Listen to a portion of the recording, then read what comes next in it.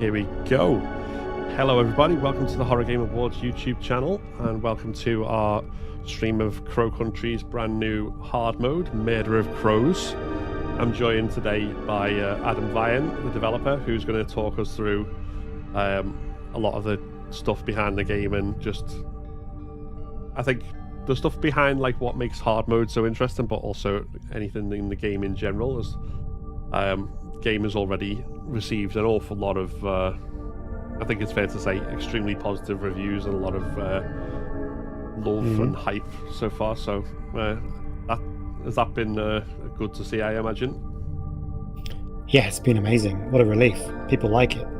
Tick, done. I can go to bed now. Yeah, it's our best, most successful launch ever, best reviews ever. It's been really something.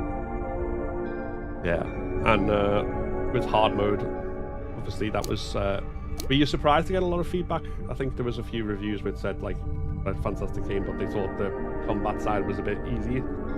Or was that something that you thought? It wasn't a big surprise. I never set out to make the game super challenging. I was worried people would find the game too hard in the puzzle department, and I never thought about the difficulty of the combat really. So, but when everybody, well, a lot of people said, "Oh, it's good, but I never died," or "It's good, but the enemies, you can just run around them." I'm like, "Oh yeah, I guess that's true. I guess I should fix that." But also, people seem to really like this what it was already. So when I made hard mode, I made a hard decision to not change normal mode at all. So I haven't touched the game. If you like it how it was, it hasn't changed. But I added a whole new mode for people that, people that have some experience with the genre and maybe want to be challenged just a little bit. Yeah. So yeah. Well, we're going to dive into that now, I think. Murder of Crows. There it is. There's always, like, when I think of like hard modes and survival horror, like the kind of two that spring to mind in kind of recent survival horrors is like, there's a hard mode on Signalis, which was kind of like, I put that mode on, I was like, okay, I feel comfortable in this is what I'm used to. And then there's a game like Tormented Souls, which doesn't have any difficulty, but it's quite tough anyway. And then there's an achievement, which I still haven't got yet, to complete the entire game without healing once, and that terrifies me. So it'll be interesting. I'm pretty sure I played Tormented Souls. I think I found it quite hard. Yeah. I also found Signalis quite hard, but I don't remember if I selected hard mode or not. I don't think I did. So maybe I'm just not so challenge oriented as some people are. We'll see. So, play this game.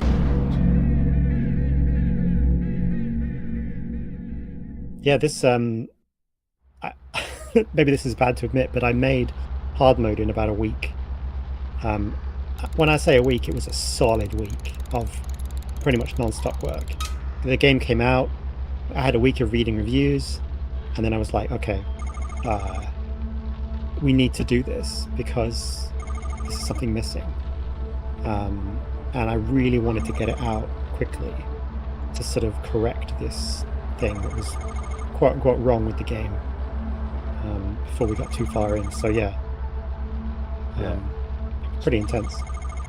So what were you going for in terms of like changes as the balance? Like, so genuinely, I mean, they were called out there on the menu screen, but the two things that were mentioned repeatedly, not by everybody at all, but by a lot of people: too many resources, and you can just run around the enemies and they won't attack you. So those are the two things I was like, okay, I can change those both. I can change both those things. I can fix both those things.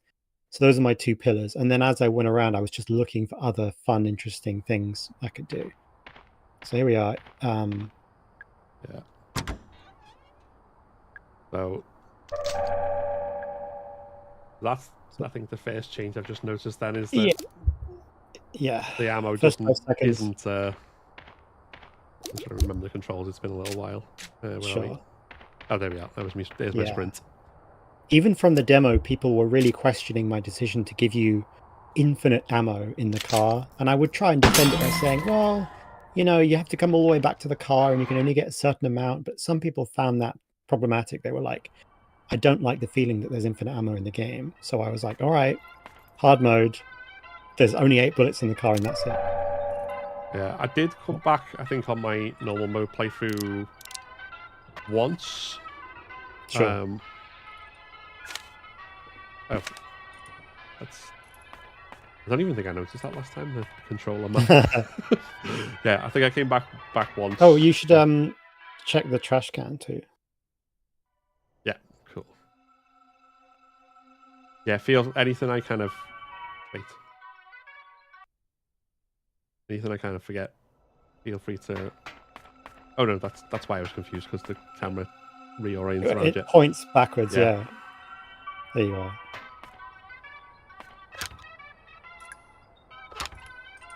So that's another change. So we're not reaching That's trash a cans. change. That was the first thing I did because it's an easy change because those trash cans are prefabbed across the whole game. So if I change the trash can, then immediately there's less stuff to pick up in the whole game. So that was quite an easy change. Yeah, making me wonder now whether I should blow open the boxes or not, or just wait. You know what? There is actually a reason to, I think, wait until you get the shotgun, because I think it's more likely to give you shotgun ammo if you have the shotgun. So if you don't need ammo, I would suggest... Oh, change number 3. No more hints from the fortune teller. They've just been vandalized. They've all been smashed, so you can't use them at all. Nice. So that changes the puzzle difficulty as well as the combat difficulty. And then here we are, another pillar of the change.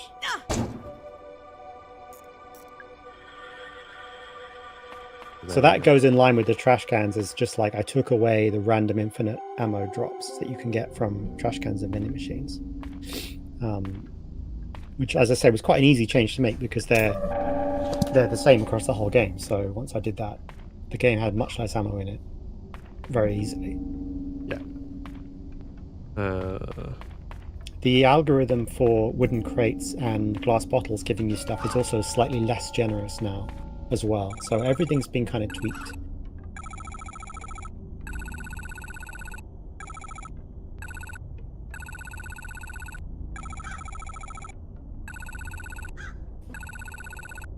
So I think when I first played this, because I did it on the demo as well, I gave him a health kit and obviously sent him to the car.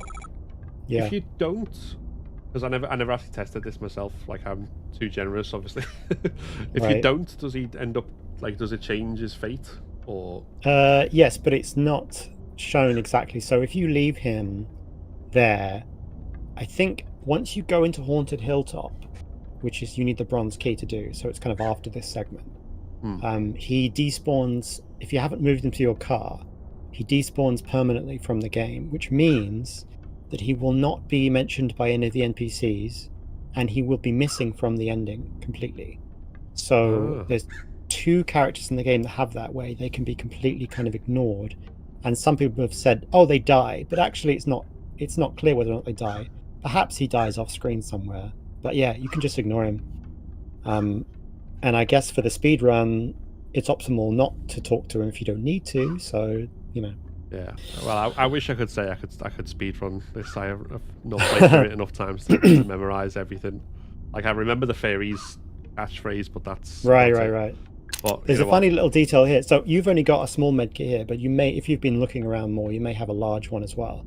And I noticed quite a few YouTube videos, people were stressing about, oh, should I give him a large medkit or a small medkit, and am I going to be judged for this, because it seems almost stingy to give him a small one and generous to give him a large one.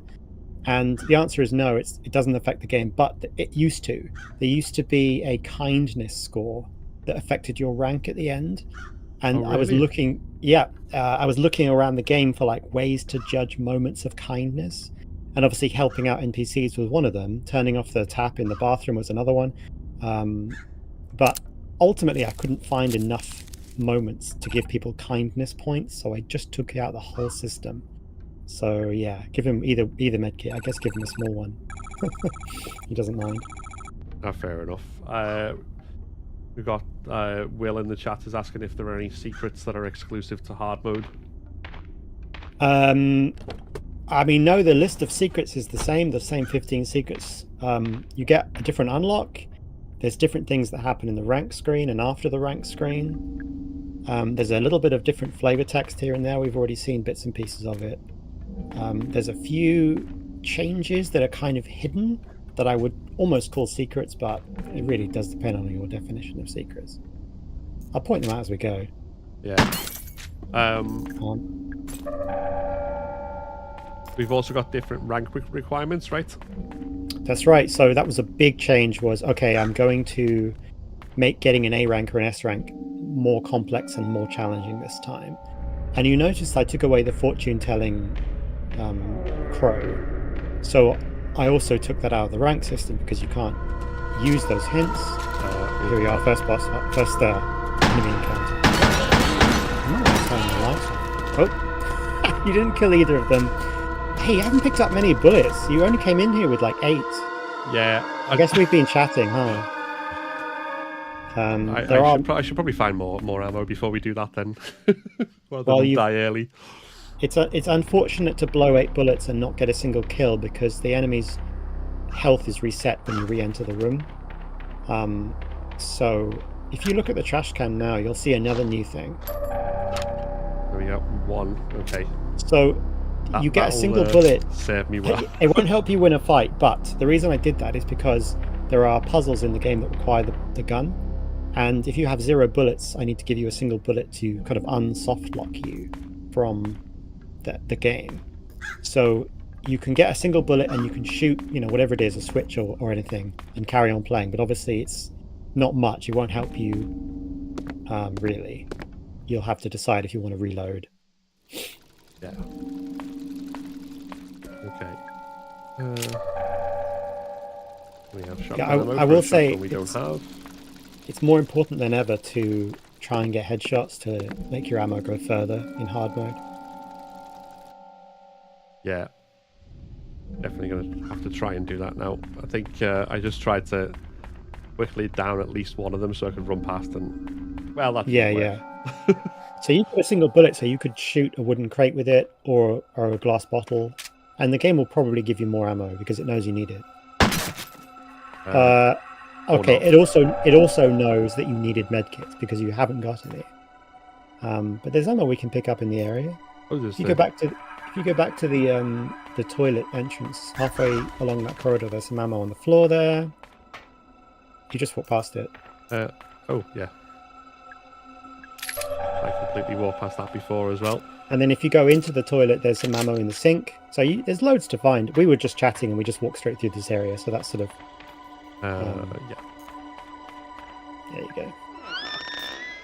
Like I say, won't get any points for speed running. It's alright. Now you've got 16, which is enough to get both those guys killed if you're accurate easily. Or at least one and then run past and deal with the other one later, But like I said, if you use ammo and don't get a kill out of it, it's kind of a waste because the enemy heals itself later. So that's unfortunate if it happens. Okay, we will try and make sure at least one dies. John Hollow Media has asked how long was the development cycle and was the game much different from what you envisioned initially? Go back 1 second. There's one more box of handgun ammo for you in the grass there, right in front of your face. So sorry. It's hidden in the leaves. There you go. Sorry, can you rephrase the question? I was so distracted by trying to get you to pick that up. How long was the development cycle, and is the game much different from what you envisioned initially? It was about 3-4 years on and off. Mostly by myself, and then Tom came on board sort of towards the latter half of the project. Turn your light on so you can see them better. That's a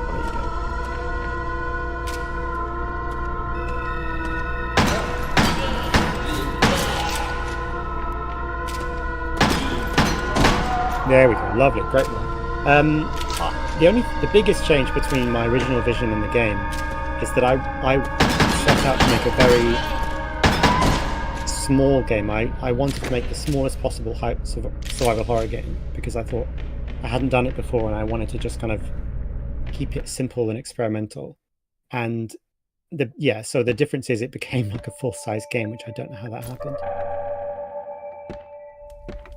Yeah. There we go. Because it is How long did it take me to do initially? I think it was like 6 hours or so, maybe. Yeah, we're looking at 6-7 hours average. Some people take 8. Some people will say, "Oh, Crow Country's great. It's only 3 hours long," and I'm like, "No, it's not. On average, it's 6." But some people do it quickly, and then they come away with that number, and it's a bit unfair, really. It completely depends on how thorough you are and how good you are at puzzles and exploration, and whether or not you get all the secrets. But yeah, I mean, I used to say 8 hours, but I think it's averaging 7. Let's say 6 to 7. that is about, I think, there's like, yeah. So your old kind of Resident Evil probably got that same rough average, like PlayStation Yeah, I 1 think era so. games. Yeah, it was quite normal for games to be, less than 10 hours back in the day. It was completely normal, actually. I don't like the idea that games have to be 20 hours long. I think it's nonsense. Yeah, I think personally I find it a lot easier as well to like spend hundreds of hours in a game that's a few hours long and you replay than to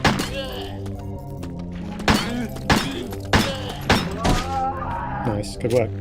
Yeah, the nicest thing about the response to Crow Country, one of the really nice things is people say, "I've played it 5 times," and that's just such a great thing to hear about your game, that people are replaying it just for the fun of it, or to find everything, because that's something that's truly great about Resident Evil 1, 2, and 3, is they're just, for whatever reason though, it's so replayable. Nice kill. Doing well. Down to 4 bullets. yeah, I'm just trying to remember where on earth I need to go next. So you have the fairy phrase, so you want to speak to the tree fairy halfway down this corridor. Do we have code yet? So the code is underneath Arthur. It's 3184. I'll just tell you it. Yeah, It's actually in the trailer. The code is actually in the first trailer, which I think is quite funny. So if you watch that, you get this, and you remember it, you get the spoil. And then we could have read the note. Can you remember it off by heart? That's it. Well done. It's quite easy to guess, I think. Seems like a kind of natural version of that sentence. There used to be a secret in this game that used that sentence mechanic, where you speak a sentence to a fairy and it was a different character. But I took it out. It was an RPG mode that showed health bars on screen. Anyway, that's long gone. There we go. We've skipped the puzzle to get the bronze key, because I'm sure you've beat this puzzle before. Yes. There are some things I remember. Other things not so much. We could just remember to keep checking the comments. Debating whether or not to do Let's Play or Chill Stream Deck run. Will saying it plays fantastically on the Stream Deck, which we got to try out at last. Oh yeah. And other than bug fixes, are there any plans for additional content or DLC for Crow Country?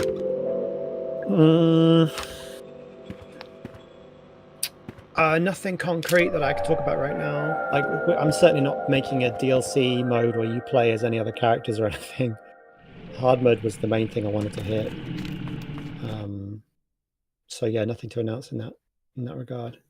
There are things we haven't done yet that other people are asking about that I can't name, but that we're working on. So, we've got announcements left to make.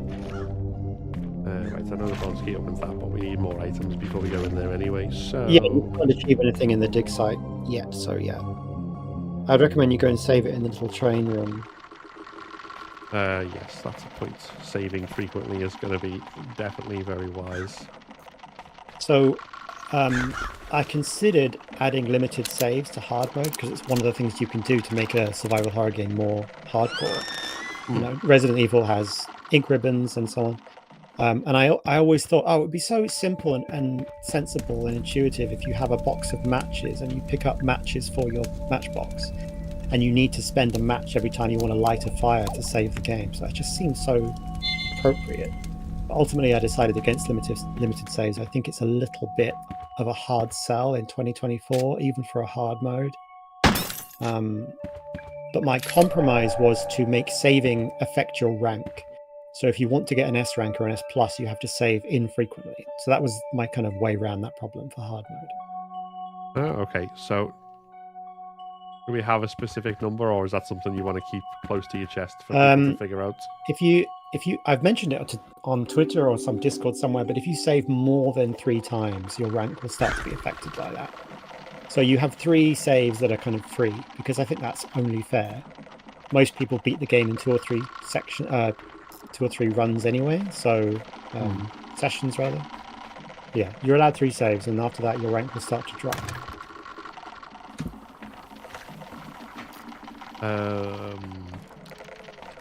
Oh, it's that. Wait, let's run away from this big guy. They're a lot more dangerous now. Oh god. Yeah, he's actually kind of stuck in place now. This is a bug that I'm in the middle of fixing. Sometimes when you use an explosion on them... Oh, he's moving again. Yeah. It's a difficult enemy to get right from the programming side, because he's got such big, thin legs. He's stuck on that tiny little post. I think we'll leave him there and... Sure. Yeah, that's a bug for my list, is like get those guys to not ever glitch. I've seen a few wacky things. But that was the end of the demo, so now we're in the full game. Yeah. I was going to say, like, I can see where you're coming from with the limited saves, but I also think there is definitely a crowd of people who would absolutely eat that up. Yeah, I've had it requested that, can you just add them in as an optional thing? And it would be cool, because that is a fun mechanic, but it's pretty rare these days. Like, Resident Evil doesn't do it outside of like hardcore difficulties. So I don't know. If I do more updates like that, that'll be something that I would consider doing, because I do get it. I think it'd be fun. Okay, none of that I can't do till I've got the floppy If disk. you want a secret Magnum ammo, you can go through the Iron Maiden. I'm a big Iron Maiden fan, the metal band, and I toyed with the idea of her referencing that when she opens the Iron Maiden. I wanted to write a line where she says, "It's an Iron Maiden, ... it's some kind of torture device." And then there was a third line where she says, "I think it's also a band that my dad likes." Because even in 1990, Iron Maiden were old. I love them, but that is the truth. So yeah, I was like, should I reference Iron Maiden? No, I'm not going to do it, so I didn't do it. Oh, that's locked from the other side, isn't it? Yeah, can't get through here. Survival horror classic. Door locked from the other side. Oh my god, yeah. It's all about looping around. People have praised the level design of this game, but usually they just mean that the map kind of loops around on itself, which is not hard to do. You just have to make sure you do it. It's the same thing that makes the level design in Dark Souls good. Just make a map that loops in on itself, and it feels satisfying to unlock all those doors. It's quite straightforward, really. There is a lot of like similarity with like Souls level design and survival horror level design in that respect. I think so. I mean, Resident Evil 1 is like a Metroidvania, like in every way. Basically, that map is a Metroidvania map. Yeah. Blow you up. So the enemies they aggro a lot more quickly, and they aggro from further away, and they will give up. They won't give up as easily, but you can still kill them using the traps. It's actually it's really good idea to use bear traps and stuff on enemies, because ammo is more scarce. So if you can get a cheap kill, you should go for it. Yeah, it's kind of cool that they can get like collateral damage from that as well. Okay, let's go in the graveyardy thing before we go into the house, I think.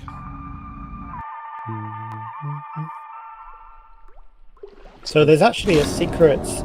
I don't know if you know this. There's a secret way to skip this puzzle. So this is a compass puzzle that you solve by turning the gravestones. And if we want to point out all the differences in hard mode, I could talk about this secret way to skip the puzzle.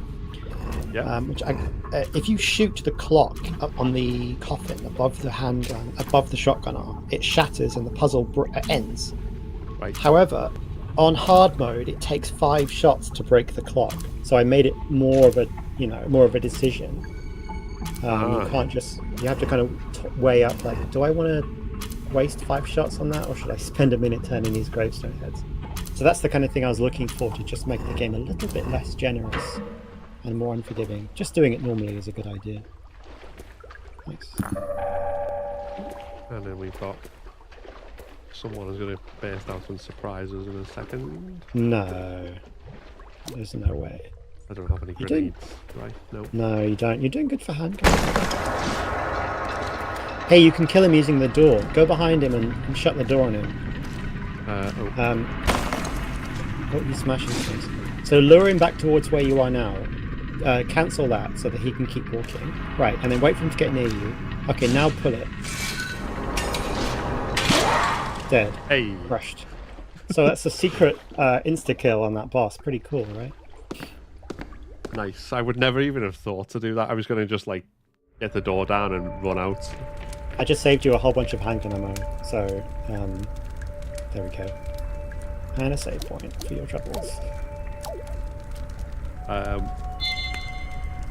Would the if you did a limited save, would it require restructure of items and enemy damage? Has been asked. No, I don't think so. It would just it would require me to find places to put the save credits, and I would imagine they would need to be in more than just crates and bottles, right? They need to be in some loose places as well. So that's the one thing. It would need localization, because you need, anytime I add text to the game, we have to pay to get it translated into all the languages. So I can't just add it in and then update the Steam build. So you wouldn't have to, like, say where we had the gasoline there, if you were putting a match in this room for a save, you wouldn't have to replace that with that, so there was less gasoline, or... Yeah, either I replace the pickups that are already there, or I just find places for new ones. So that would be like a job to do. It would be fun.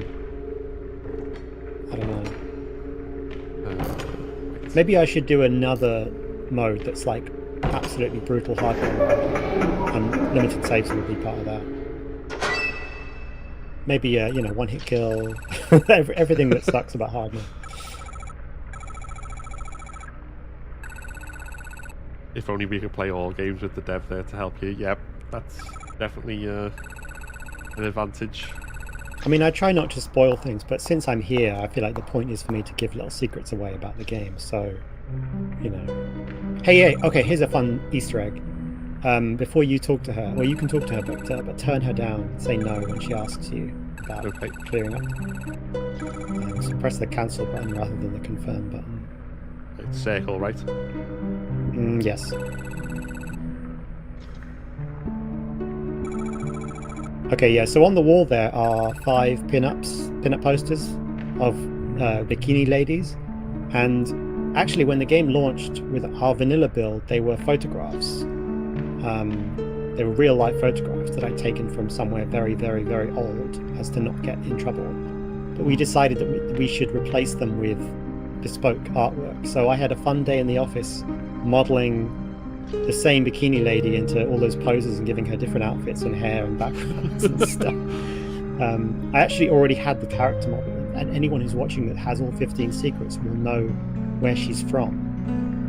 But yeah, so I just dressed her up, and it was actually weirdly a fun job to make those little posters. And it kind of expands the world of the game, because it's like, hey, look, here's what pin-up models look like in the Crow Country universe. Isn't that kind of funny? So there we go. It's just a little detail.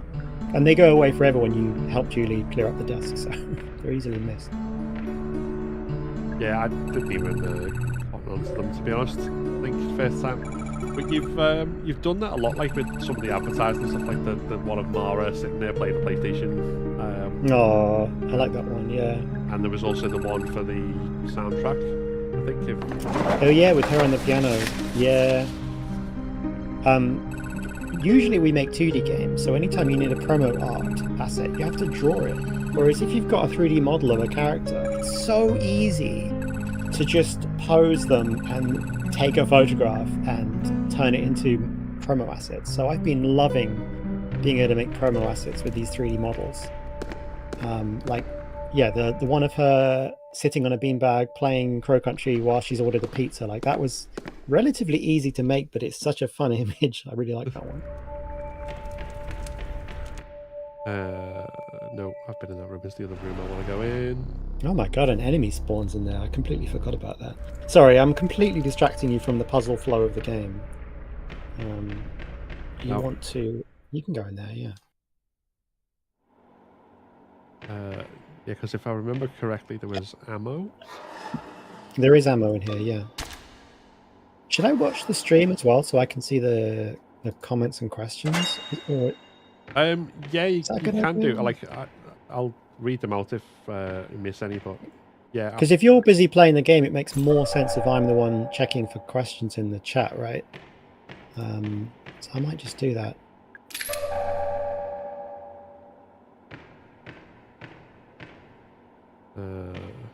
Yeah, okay. I've got this up now, so I will keep an eye on the chat.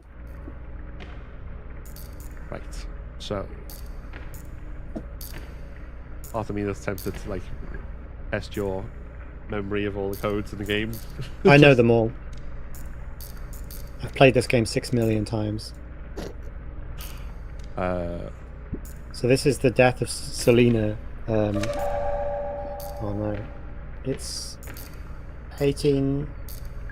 Oh no, I'm immediately backed into a corner now. 1875. Is that because I said it was a test and then you immediately went no? I got worried, yeah. 18...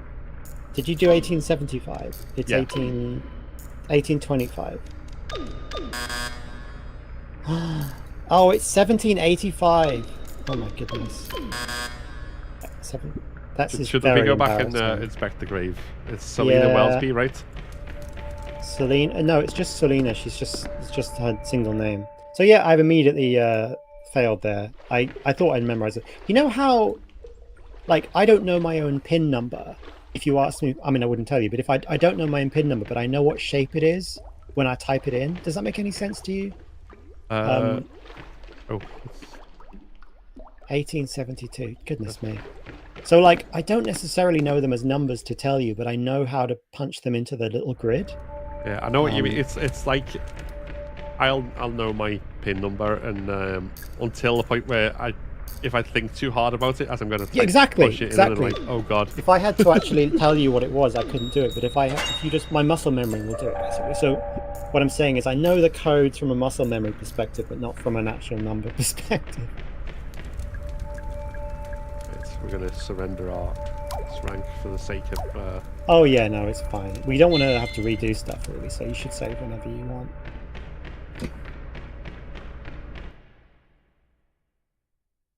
Yeah, we need to go back to the haunted house next. These guys are a lot faster. You got him just about nice.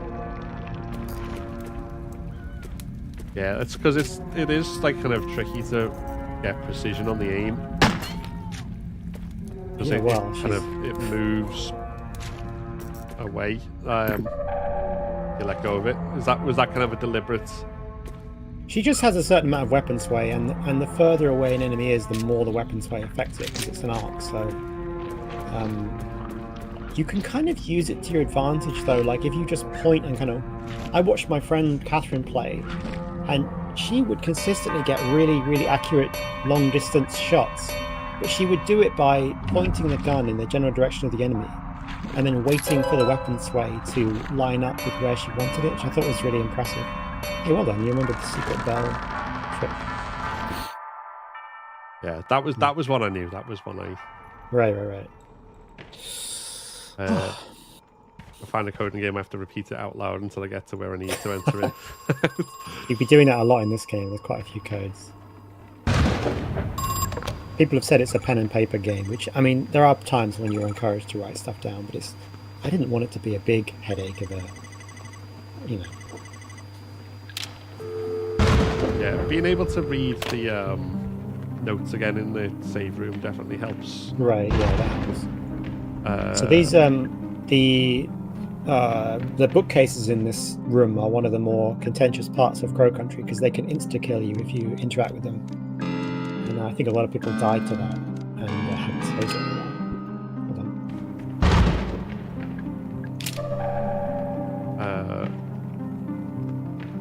Yeah.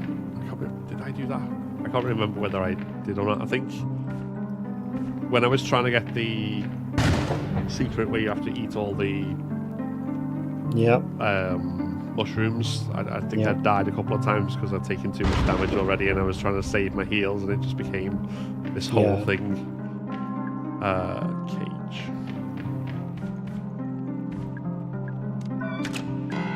There's only so many words you can make out of the octave, and I've used most of them in this. Or at least the spooky ones, you know? The list of spooky words. I've scraped that barrel. I don't have the weapon. No, he's the flamethrower upgrade, so you can't do it. If you, you know the vampire in the coffin back there? If you just shoot him in the head before interacting with him.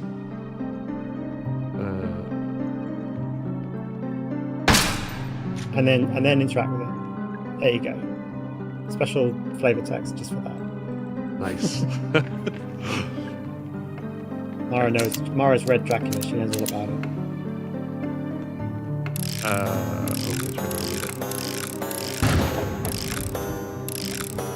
That one. 10, 20, 11, 15. I added the UI that shows you the time really, really late into development. For ages you just had to look at the clock face. But I was worried that some people wouldn't be able to see it properly, so I'm glad I did that.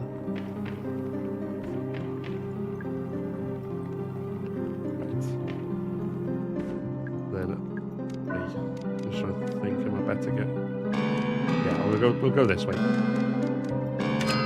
Yes, you technically don't have to, but it is a good idea to pass through this area for a few reasons at this point. But once you get the crank, there's basically a few options open to you.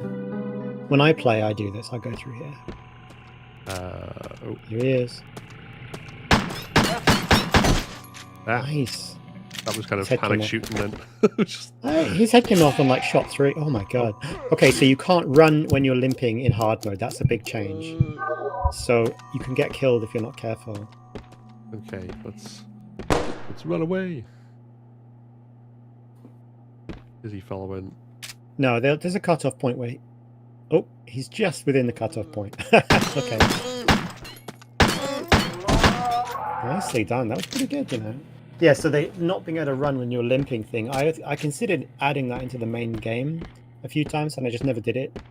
And I realized, it's a perfect thing for hard mode because it makes it more dangerous to be on low health. You know, you're encouraged to heal. Otherwise, you might get hit again, or you won't be able to run from enemies. Yeah, it reminds me of, where the dragon limp in RE2 when you're on danger. Yeah, classic. I mean, it doesn't really make sense that she has a limp and then can run at normal full speed. Like, that doesn't make sense. So it's more realistic at this point. But like I said, it's just for hard mode. Hey, okay, here's an Easter egg that nobody has noticed ever, and it's so small. But the handgun ammo boxes in the game give you 8 shots. The one in this room gives you 7 because he's used. Because he's used 1 bullet. So it's like, I don't know if anyone will ever notice that naturally. I'm pretty sure they won't. Now we got 8. So there we go. A bit of storytelling for you. He took 1 bullet out of the box, I guess, and put it in his gun. It's like, why did I bother? Because never mind.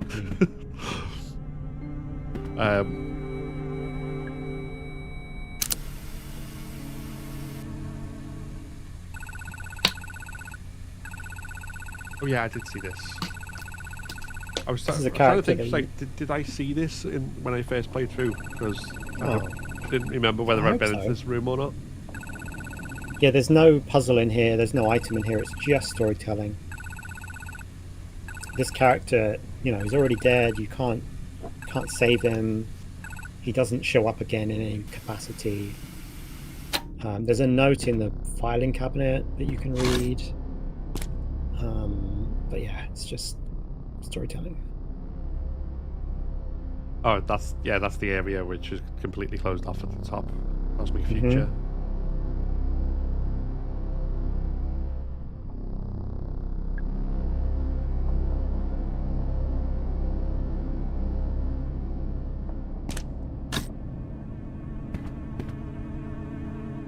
You've got Crow Quest turned on, so you're seeing those crystal crows. Yeah, I'm around the not park. shooting them mainly because it was just like I've Yeah. got very little ammo. As it is. You can turn them off if you want, and they'll just go away. You can just turn them off in the menu. Oh yeah, that's a. I could also turn them on, but we're gonna try and keep the spirit of hard mode and not have the. So if you just go to the settings menu, there's an option, game, and then Crow Quest off, and they'll just disappear, and we can just forget about them and pretend we're playing, on a first run. So we've been in there. Where are we going next? That's electrified. There's Natalie. This is the second one you were saying disappears Yep. if you don't give the health kit. Yeah, you get a long window to help her because you don't actually have to visit this hallway for any reason for quite some time. So if you randomly just don't come here at first, I didn't want her to despawn too soon, but she will eventually despawn, and much like Arthur, she'll just disappear from the game and nobody will mention her again. And it's assumed that she dies off screen because she's injured, but it's not clear. So, and the ending has to change slightly to match it.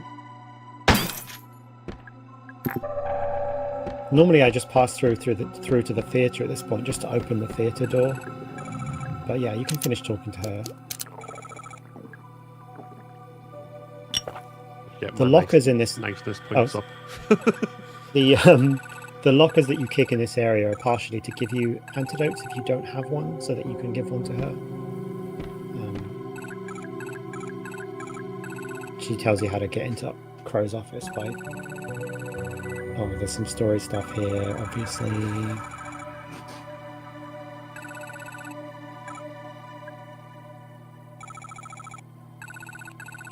Oh yeah, because it's electrified, you have to turn that off down in the Yep. basement, I think. That's right. Yeah, you can't do that until much later, so this is a kind of tease of a door that you don't open until the last quarter of the game. Right. Okay, that's. This room has the most inaccurate map of all the rooms on the map. If you look at the map now, look how not correct that it is. The hallway, the bit you're in right now is sort of going sideways, whereas on the map here it goes straight up.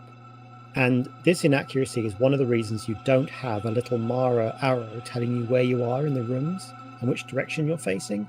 And that's because the rooms don't always match the actual rooms one-to-one. Sometimes I had to lie in order to get it to fit nicely. So I apologize about that. Next time I'll design it to fit onto a map screen better. So you had to modify the map itself to fit, you mean? Yeah, so the map is an approximation in order to look good on a screen. The rooms are often a bit more complex than the map actually tells you they are.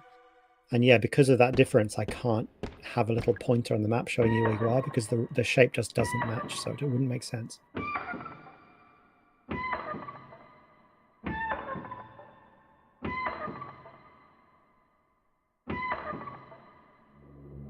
Yo, I like the music in this bit, it's kind of horrible.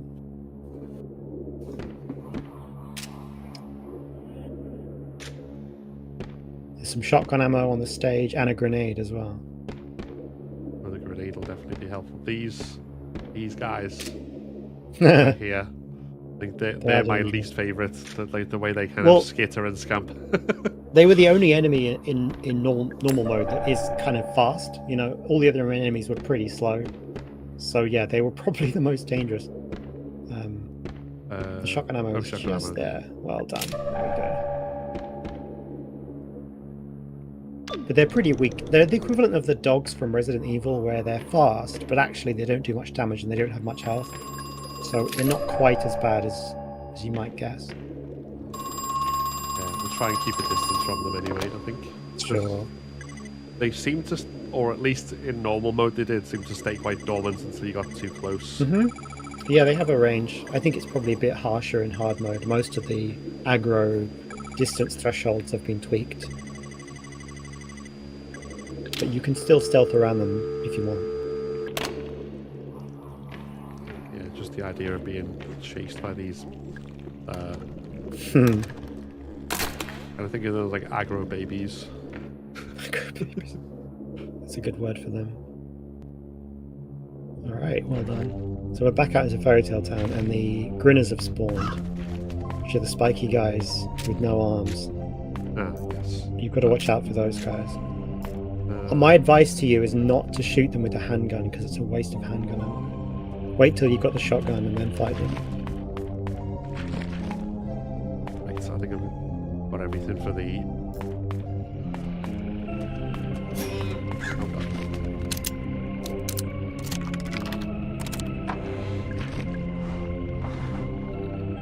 Oh, you haven't done swan boats yet, have you?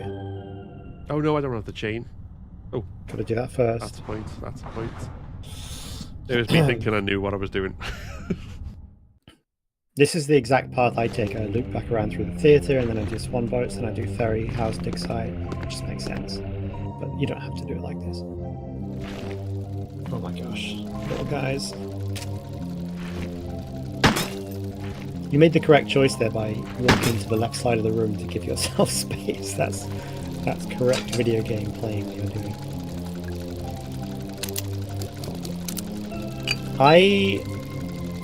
But there's a regret in this room, which is that there would have been a really good secret to put in this room that I didn't put in because I just had to draw a line on the secrets and stop adding stuff to the game. But, well, I'll show you what it is in a minute, or I'll explain what it is in a minute. So here comes the swan. Is it to do with the other swan? No, it's to do with this swan. So you take the chain off his neck, and the poor thing, his head falls off because the chain was keeping it on there, right? That's the joke. So now you can continue to drive the headless swan around. And it would have been a really good secret if there was a low bridge or a tunnel that you couldn't go in previously that you could now go in and achieve something. Because it would have just been a good kind of cerebral secret moment. But no, I didn't add that. I'm just describing a puzzle that's not in the game.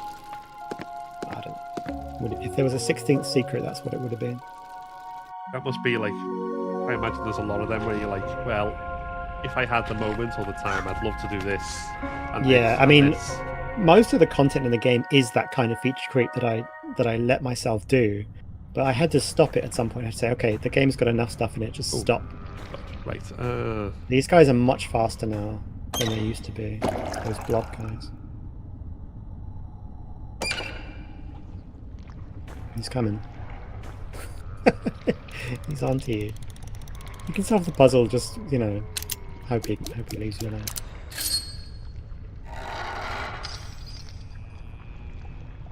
Oh yeah, I need the water. Right, okay.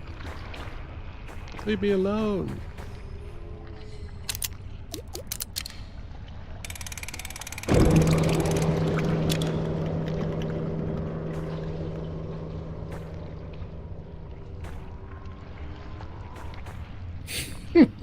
He's adamant. Oh no! Oh, watch out. You haven't saved in a while. I haven't, that's true. Oh, I do have a grenade. Hold on. Watch out that it doesn't land in the hole. Nice, perfect. Got him. Really good grenade.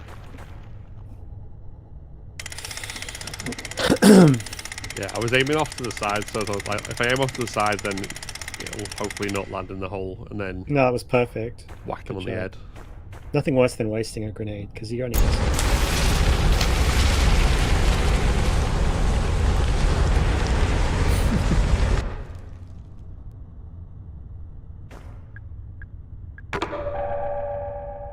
Nice. Making good progress.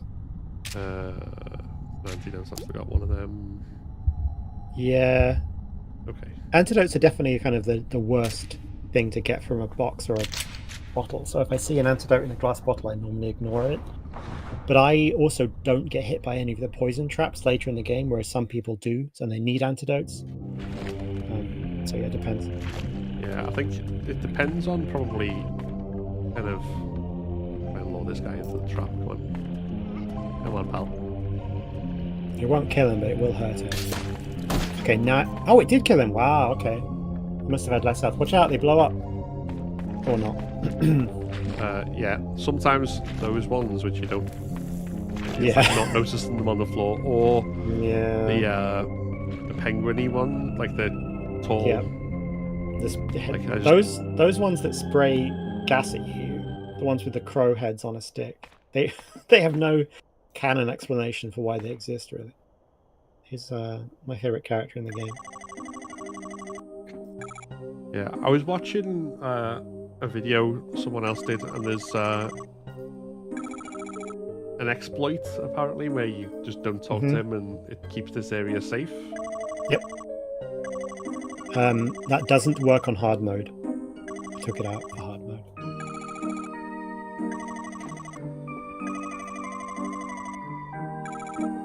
Shout out to his pink bike. I love it. I wanted to add the joke is it's supposed to be a girl's bike that he had to borrow, and I wanted to go even further and give it a white basket and tassels. You know those kind of silver foil tassels that girls' bikes have. But it was so distracting visually. I just got rid of them. It was such a messy thing to look at, but it would have been funnier. If I ever do a live action movie adaptation of Crow Country, then I'm going to give Harrison's bike tassels. Well, video game IP is hot property right now, so. Oh yeah. This would I think definitely it would be make a like bit movie. one of those. I think, yeah, this would be one of those ones that would be best made in the style of a '90s video adaptation, specifically. You know, like a kind of old, like when they made like the likes of Street Fighter or a Mario movie or something. I really want them to make whether or not it's Resident Evil, I don't care, but I really want them to make a movie based on a survival horror game that fully leans in on the gameplay mechanics and actually is about the character solving puzzles and running out of ammo, because they always avoid that shit. But that's what I want to see. Like, just fully lean in. Don't be ashamed of what you're adapting, you know? I want to see a movie where they get a crest and a crank and they have to play the piano and they run out of med kits, and I just want to see all that. Just do it. Yeah. I would recommend you go and save it. That is a good point. Making great progress there. I guess you're...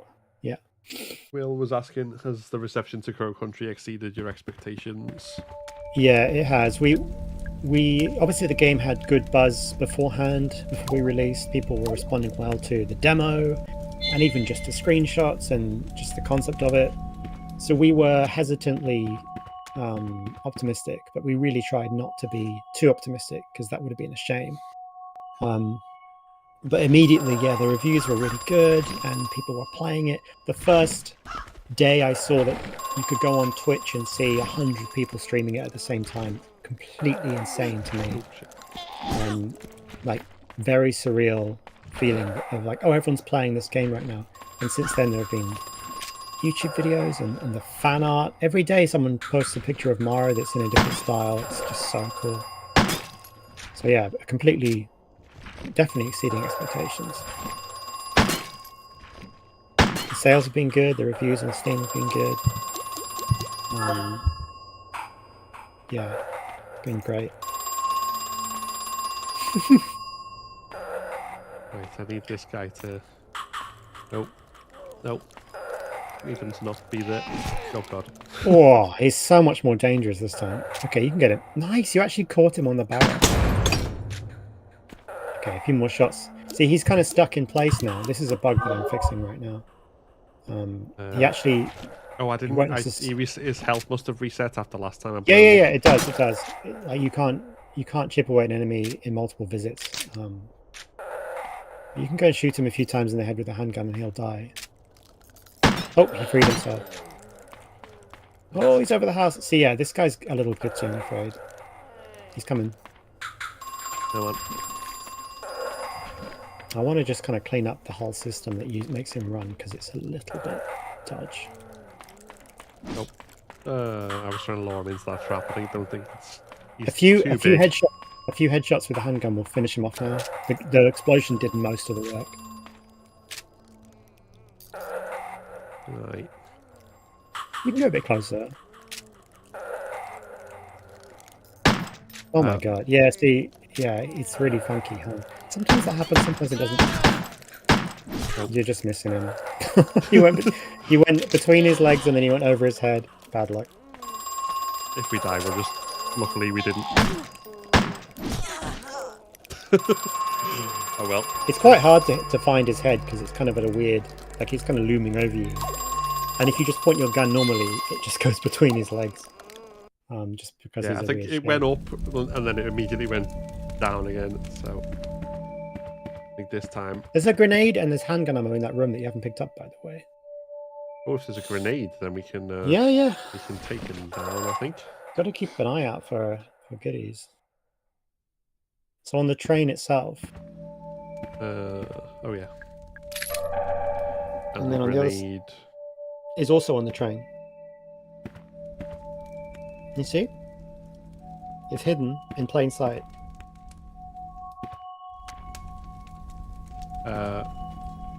Oh. Bingo. Got it. There we go. I was just... Yeah, I didn't even cut on that. Secret.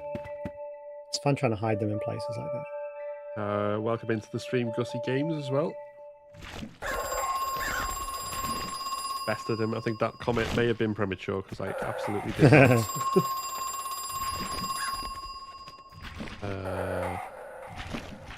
You did load in the right save, right? You're only using the one slot at the moment. Yes. Okay.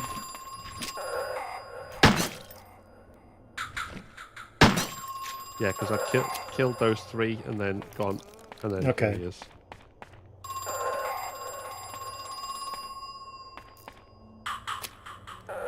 Where is he coming? Oh, I got stuck on something.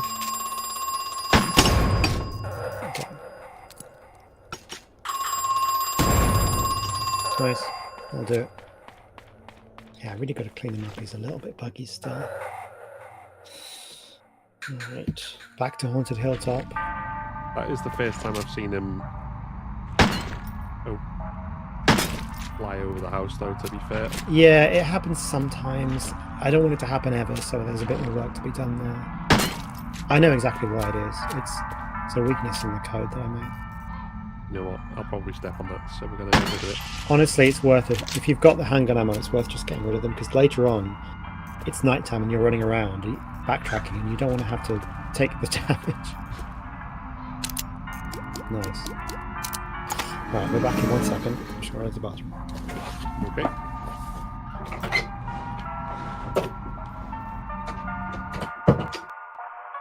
So for anyone who has just joined us, we are playing the new hard mode Murder of Crows, the Crow Country. So everything is a lot worse on this mode than it might be otherwise. Enemies are faster and more aggressive. You get fewer resources.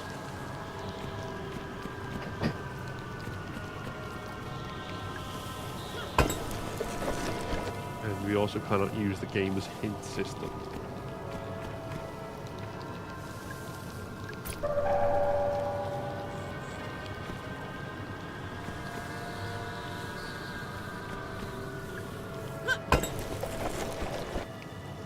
If anyone is watching this and debating whether to pick up Crow Country themselves, I'd definitely say it's worth it. It's a fantastic survival horror game.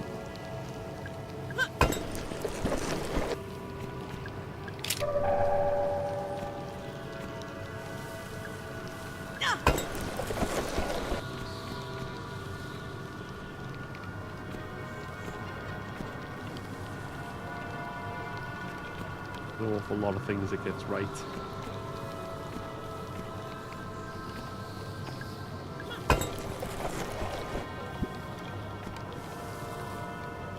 Just waiting on the physical. Well, when a physical comes out, I'd probably buy that as well to add to my 3 versions. The 2 versions I already have. I'm back. How you getting on? Yeah. So, the puzzles aren't very different on hard mode. Most of them aren't different at all. Tom and I discussed the possibility of having the puzzle solutions change or randomize, so that the puzzles were harder, or at least you had to solve them all over again if you knew the solution. But we went through the list of puzzles, and basically there were too many that we couldn't easily change or randomize. So we thought it would have been a weird kind of unbalanced experience to have just a few of the puzzles be different on hard mode, but most of them be the same. So we ultimately just decided to leave them, with the exception of removing the fortune teller hint system. So if you're playing for the first time, it is harder because you can't use that. Yeah, I mean, I can't think of many games off the top of my head that have a separate puzzle difficulty. Yeah, normally, the one that always comes to mind is Monkey Island 3, where there's a hard mode, which is basically just, that includes all the puzzles. And there's a normal mode that just leaves out a couple of the puzzles. And actually they're like the best puzzles too. I think Silent Hill 3 also has that exact thing, and you can do an easier puzzle mode. And it just leaves out a couple of things that you don't have to do. That was, that's not really This is more dangerous now, especially without the shotgun.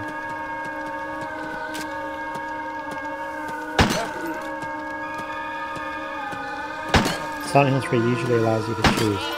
I haven't played it in years. I've been deliberately avoiding it because I want to play it again fresh quite soon. But I'm sure there's a puzzle difficulty in that game.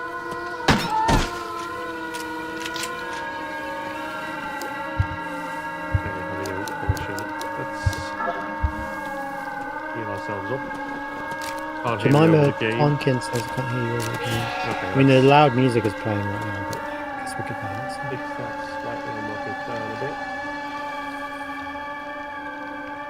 This is the most kind of obnoxiously loud music, which is like a siren, basically. It doesn't play very often. Oh, it came through the wall. Amazing. Oh, God, I missed the grenade.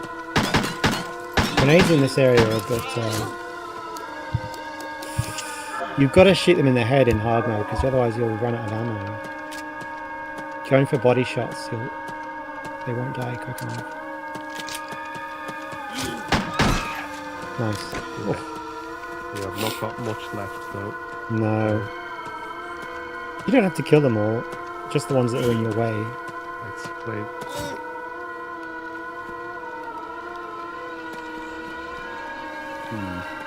You can keep going that way, and then you can leave.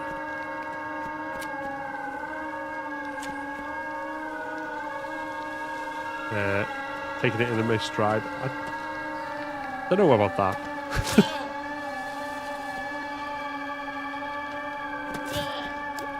Especially since I've used all my health packs since coming in here. There you go, there's the exit. Oh. Yeah, that part is definitely more dangerous now. Just because the enemies are more aggro. Yeah, I think I made kind of obvious mistake when it came to that. And letting him get the better of me. Well, you got the trident now. That's what's important. Oh yeah, it's the crank that gets me through the other room, isn't it? Yeah, you're ready to go to Ocean Kingdom now. You've got everything you need. So, but yeah, in answer to how it's going, we're alive is the main thing I can say.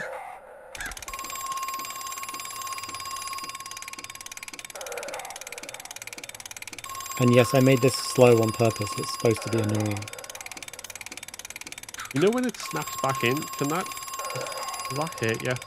No, it's a fake out. It's supposed to make you think it's going to kill you, and it just doesn't. Yeah, I was never sure whether I took damage. No, you can't take damage on it. It'll be a bit mean, really. But yeah, it's just there to make you worry for half a second. It's like the Iron Maiden. It's there to make you panic. Right, so I've got 2 bullets left, but I'm going to use one of them. Honestly, not a bad idea. There's plenty of ammo to pick up in this next area, so we're fine. Yeah, I need to burn that, I think.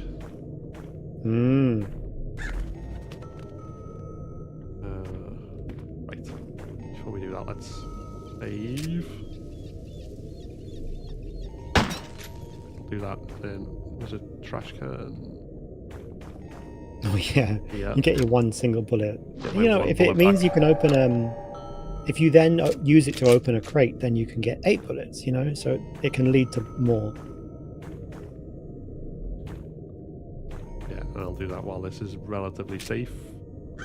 Oh. And also try and be clever. Sometimes this works, sometimes it doesn't. No, it didn't work. Yeah, there's like a physics on the bullet, and sometimes it runs out before it hits the second crate. You got health. I guess you were low on health packs as well, so it's giving you things you need. It should give you ammo now. Oh wow. Did you have no small ones? I had no. Oh, you health had at all. one. Yeah, Okay. I used all of them, so. Sure. Oh, Okay. there's a bottle there with handgun ammo in it. Yes. How many shots do you have? Just one? I don't have you've any got now. one. Yeah. There's another trash can you can use. We're scraping our way through this area.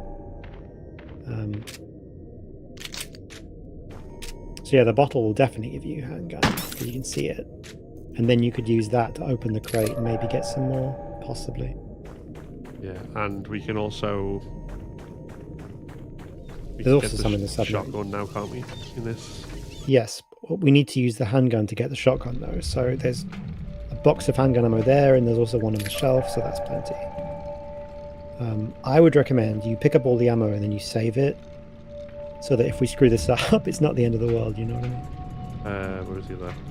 It's on the bookcase by the ladder. Oh, yeah. There we go. Nice. And there's a health kit there. There is, yeah, lots of goodies in this room. This is a save room. It's supposed to be like replenishing your supplies. Classic Nice, hard mode okay. escapades.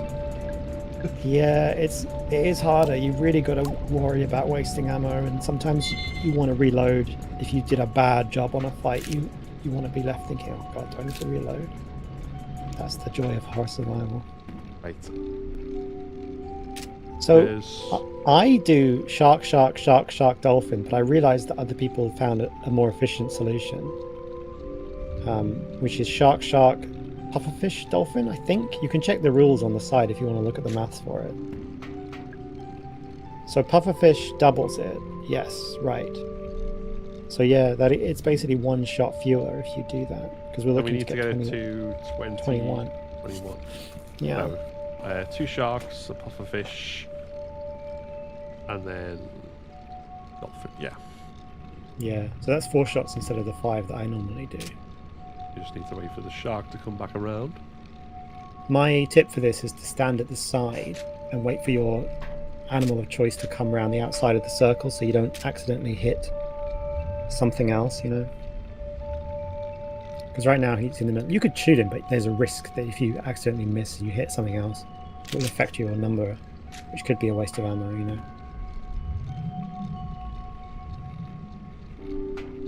Here we go.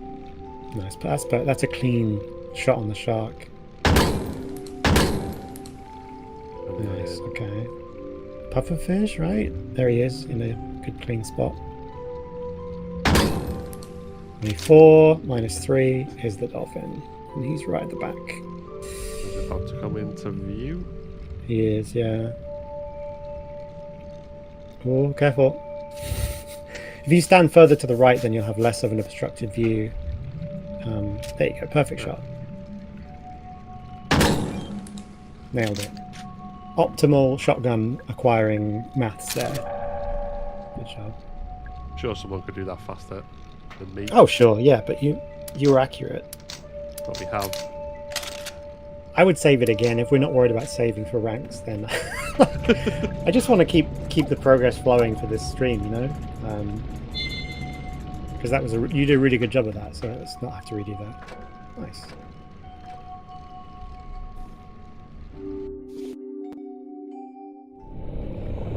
Oh god. Let's go now. Come back up. My advice for this is to not. My advice is to not let him come and lock you in. My advice is to run out into the open area so that he can't trap you against the edge. because you kind of start in a precarious position. Yeah, run out there. Ah, shit. Oh, double. Yeah, this area is much more dangerous in hard mode now. Sorry. Sorry, you don't need to apologise for making the game hard. That's It's what people wanted. I gave it to them. Any exploits that have surprised you in the recent speedrun? I mean, people are going out of bounds in the glitch speedrun, which I kind of expected, but I was still amazed to see it. oh god, already. This is nice. That was good. Good usage of the bear trap. Get rid of that one. That one. No. Just need him to come around. Not be so.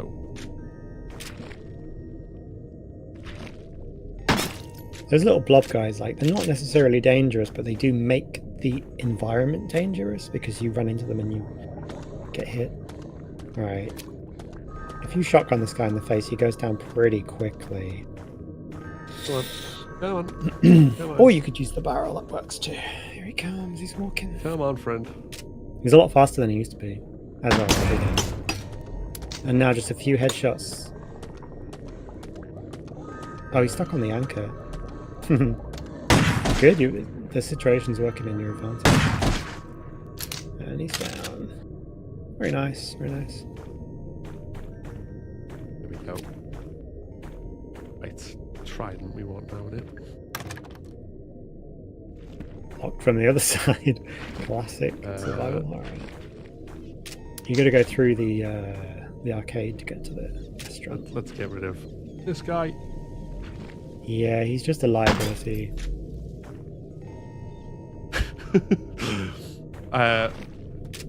Okay, so I'll explain. Nicely done. D is just put in the chat, not many frogs. That's my wife who, when I was first talking about this game, misheard Crow Country as croak and tree and thought it was something to do with frogs. Whoa, croak and tree. That sounds like a wholesome RPG town sim with like little frog villages. It's something you'd see on wholesome games. There actually did used to be frogs in this game, and I took them out. That's true. Honestly, that's true. There was a whole plot thread about animals, and I took it out because I just didn't have room for it.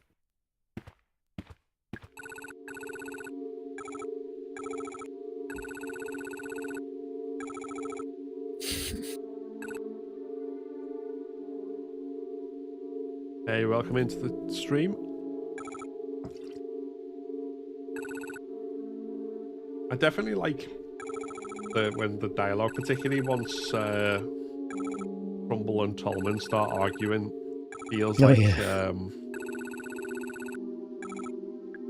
feels like something you see in like Faulty Towers or in a it's definitely got a kind of like stupid comedy skit vibe to it. I don't know. I see those two as like old friends who hate each other but also kind of enjoy arguing, so I just give them a scene where they argue with each other.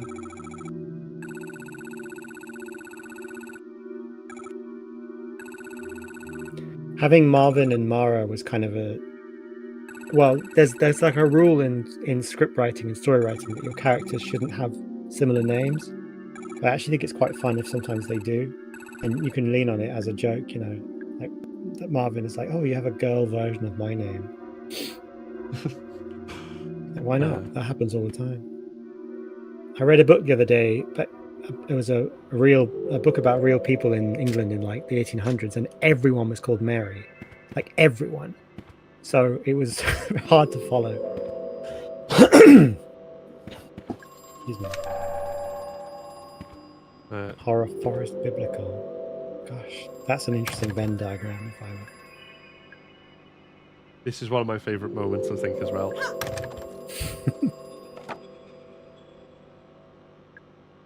that let the record show that I solved my problem with violence.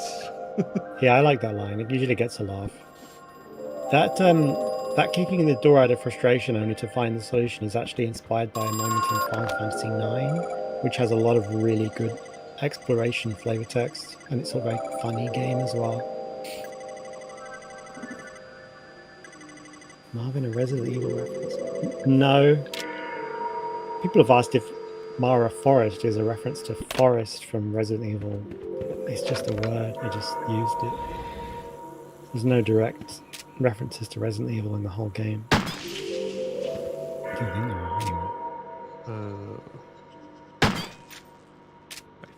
So we've opened up our way back. And we can do this as well. Oh, nice, nice. The reference to Terminator, the movie, which is fairly timely. You can go back and save it in the lounge and you get a cute scene with Harrison. I would recommend doing that. Yeah, let's gonna wait. Or go that way. Oh yeah, it's in the same. Sorry, no. Yeah, let's go. Let's go back and hopefully not die to these guys. I went through the wrong hole. That's why. It's okay. Yeah, these guys are pretty dangerous now. You've got to make sure they're not worth killing because you can run past them, but you have to make sure you do run past them. Oh, he's broken out. On hard mode, you can't just ignore him. He'll break out on his own. Marvin, I think of the paranoid android from Hitchhiker's Guide. Oh, sure, yeah. That might be where I know the name from. I definitely experienced Hitchhiker's Guide a lot as a teenager and a kid. So there's a cute thing here. You can look through the hole and see him. And I think a lot of people miss this because it's, it's just an optional thing. If you turn the camera around at this point, you can see Mara's face peeking out of a hole in the wall. And that begs the question, was anybody doing that to you when you first came into this room at the start of the game? I wonder. Creepy. So if we'd at the start of the game looked, could we see a face through the hole, or is that not? Good question. Do that next time you play. We are very coy.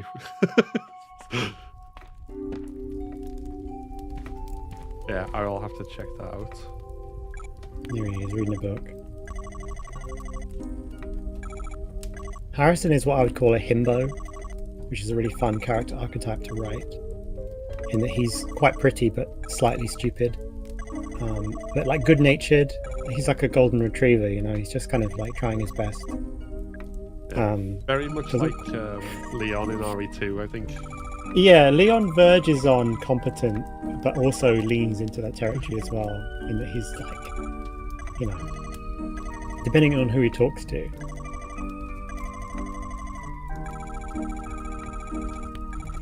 Like from Ashley's perspective, Leon is super competent, but from Ada's perspective, he's a bit of an idiot. So it's quite fun to have different, angles on one character. My favorite flavor text in the whole game is in this room, and it's if you examine his bicycle behind the sofa. We will do and that. I think it's something that everybody misses. It's not. I'm building it up too much. I just think it's cute, but it's very, very easy to miss.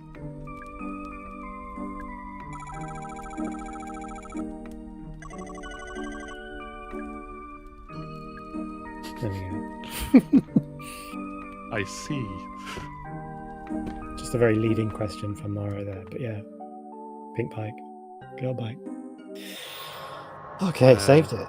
This guy exists. He's coming at you. You kill him with a shotgun or the chandelier or the bear trap or the electrifying generator or any number of let's try and methods. trap him and then actually move. That would help. Oh goodness. Oof, we're a little low on heals, aren't we? You'll get some if you open. Oh god. Oh, he's coming at you. Oh. Yep, that'll happen on hard mode. You got to face him down or yeah, run, there was me trying to be clever and thinking, I'll lead him into a trap. It'll be fine. But, he won't trigger the chandelier by himself, but if you point the gun at it and shoot it, it'll fall onto his head and hurt him, which is easier said than done, but it does work. It's actually my method of killing that I like the best because it's just it gets rid of the chandelier and it kills the enemy in one handgun shot, which feels very efficient. Oh god. That works. I think he's going to be still limping, Oh no. Yeah. I think I'm I'm going to I pick think up I, some medkits. Oof. Yeah, I think I might just let this guy have his little Yeah, roaming wait till around. you've got a bit more heals, and then you can fight him more safely. Just realized you don't have the map for like half the areas, but it's okay. You know where you're going. Yeah, I never picked up the central map for some reason. Or the Ocean Kingdom map. But it doesn't matter. Like, you don't need it. You know what you're doing. Yeah, It's not no, we different on need. hard mode.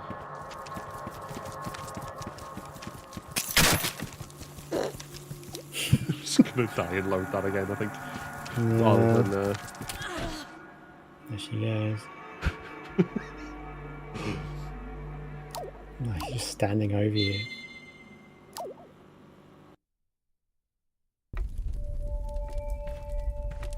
Yeah, because on normal, you can just leave him and he won't really bother you. Like if you don't open the. Yeah. Again, It's- that's like an exploit. You can just ignore him and make the game easier. But I took away those exploits so that you're forced to engage. Put yourself in a corner. I was trying to get. Yeah. I was trying to get him to run into the trap and then. Oh, okay, yeah. I'm not sure He how just well ran that right works because past he's it. kind of fast, yeah. You can use the generator on him, but again, you've got to line up your handgun like really quickly. But it does work. That's fine, real. I need to figure out. Wait. Don't you want to do restaurant to get the silver key, right? Yes.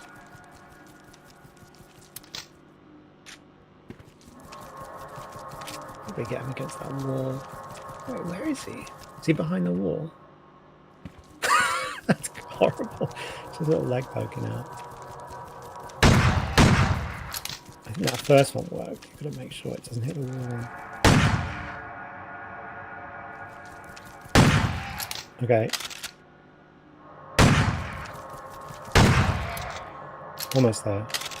A couple of those have missed. That's why he didn't die. There you go, yeah. Well, he's dead. That guy kind of sucks. Right. Okay. So we need to go to. Yep. Let's Past the chandelier, I think. Yeah, let's get rid of it because it's only going to hurt you. Nice. And more ammo. Yay. Suddenly, it's like whenever you see ammo, it's like a relief now. It's really important to pick it all up, and that's hard mode, I guess.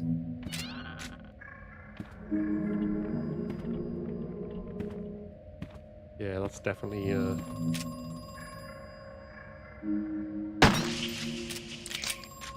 Right. So we want these to be looking at us, don't we? You can shoot the tanks to get them to look at you without tapping them, and it's faster because what you can do is just stand in the middle and shoot all 4 tanks quite quickly, and then they all point at you. But that uses 4 bullets, so you might not want to do it. But the speed run definitely does do that because it's more efficient. Right. But they're not all pointing in the same direction. They're not all pointing into the middle. So wherever you're standing when you tap the glass is where they point to, and then they just stay pointing in that direction. Ah, okay. So I need to be there. Yep, that's exactly it. You're basically all pointing 45 degrees into that center cross. Geometry puzzle, sort of. You got it. Nice. Very good. We've got all-important silver key, which opens up like 4 different doors. Yeah, I think when I first played it, like the main thing that stumped me for a while was I forgot like which places you use the silver key on. Yeah. There was like, and they just wander around because there's the arcade. There's. Yep. Tolman's office, gift shop. I can't remember whether I need to do this or as a solution for something. Did you ever do this puzzle on your regular playthrough? Because it's this optional secret puzzle. Yeah, I think I did. Hold on. Okay. Strawberry.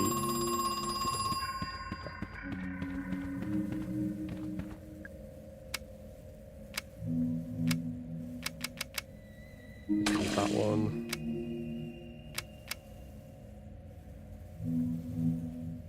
No, can't see it. So you have to go from the bottom up because the juice flows in and then stacks on top of itself. Yeah, lime pineapple. Okay.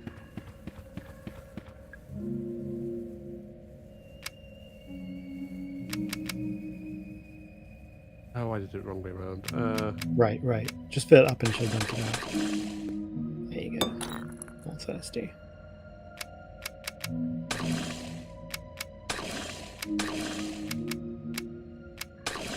Nice. There you go. And that's that's for the secrets. The 18. Yeah. It's a secret that gives you the map to show you the other secrets. It's secrets. Yeah. So this game is essentially.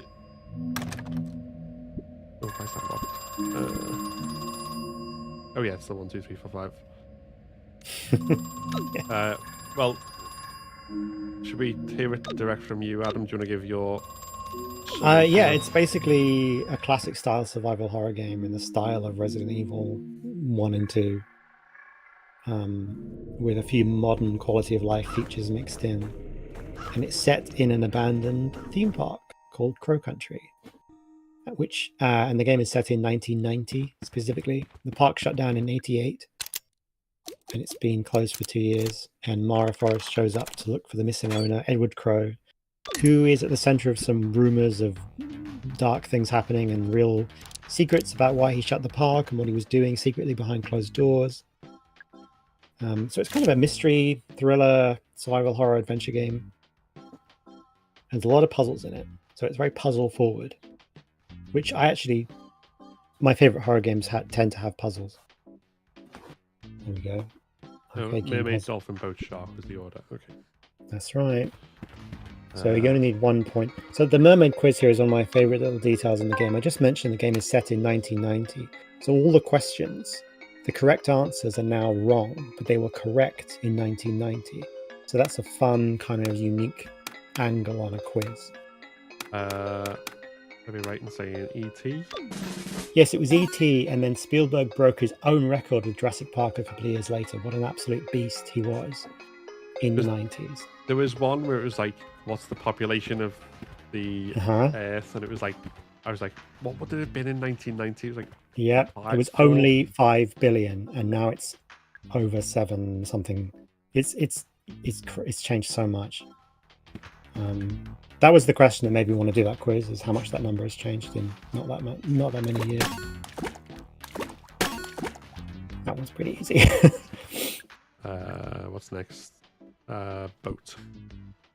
Speedboat. I have to say sorry to the speedrunners because this room is currently the biggest speed bump, for want of a better term, in terms of RNG for the speedrun. Because as you're seeing now, you're collecting stars, and there's also bombs that come along that mean you, and it's random whether or not stars or bombs spawn. So when the speedrunners play the game, their time is very much dependent on their luck with these machines. And say if you get like 4 or 5 bombs in a row instead of a star, your run is dead, and it's pretty rough. Same with Shark Shooter here. You want 8 fish, right?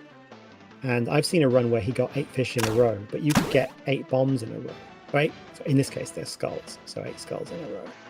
And there's nothing you can do about it. It's just random, but it adds a minute onto your speedrun time.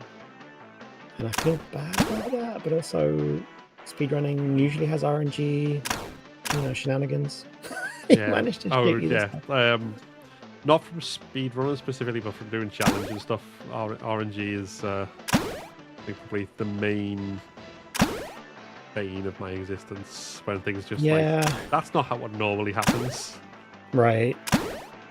I just feel bad because it becomes the only thing that people talk about when they talk about their speedruns was, oh, I had terrible luck in the arcade, or oh, I had really good luck in the arcade. And it almost negates all the other things that they're doing in the speedrun, which genuinely seems like a shame to me. Yeah, I think to be fair, that is part of the challenge, and it is. Yeah, it is. Also, if you want my routing advice, what I would do now is go back to Tolman's office and do his puzzle. Now you've got the data disk. Yes, I am going to save. I think though. Good idea. Save often.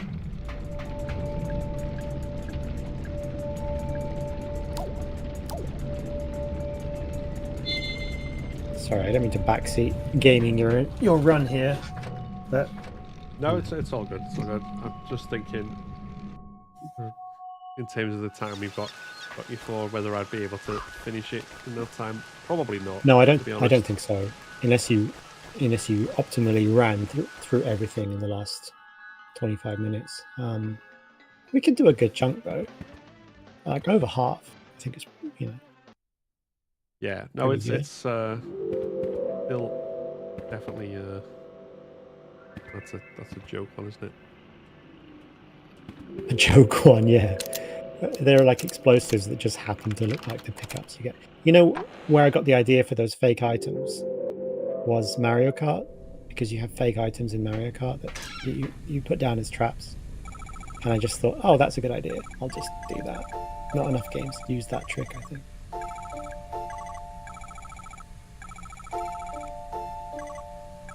I'm definitely a big fan of the music on this. Like the Yeah, this track's really variety good. of it, and also just how like, creepy in a really whimsical way.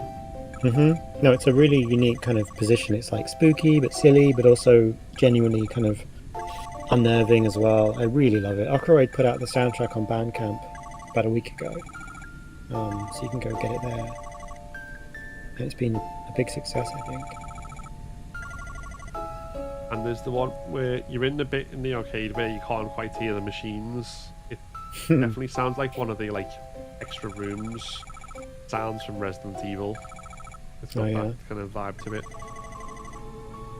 I think last time I saw you, I said it sounded like Code Veronica, but that was just my brain playing tricks. It's RE1 specifically that it reminded me of, actually. I always forget which Resident Evil music is from which game, because I listen to them in like big compilation playlists and I forget which is which. If you want to fast track this puzzle, you could just go and put the code onto the keyboard. Do you remember it? I'm trying to remember what it is now. There's only so many words left to use. It's not cafe, but it uses the same letters as cafe. Oh, so it is base. Correct. Those codes, they're like English words, and they stay the same in every language. So if you're playing this game in French or whatever, you still have to kind of wrestle with those English words, because I can't change them, because it's an octave and those are the letters of an octave. I guess in another language it appears more like random than it's not just like, oh, it's the word face or it's the word cage. Yeah, it just works as a code either way, I think. But a lot of languages will recognize simple English words to some extent, so you get away with it. So. Oh, that's right. Yeah. Is it here where there's the Easter egg? I don't think I did it. Where you can spin around on his chair when he's gone. Yeah, you have to come back after he's. This is the only time an NPC talks to you, by the way, where he actually stops you from moving. It's the only time in the whole game. Yeah, if you leave and come back, he'll be gone, which doesn't make any sense because when did he leave his office? But don't worry about that. So if you walk all the way up to his chair and interact with it, and then hold the direction left or right.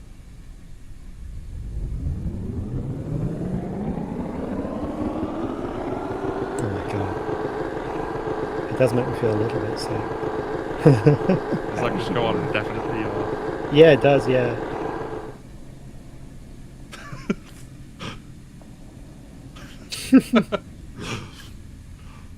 Good question. So yeah, just a bit of fun. Spinny chair.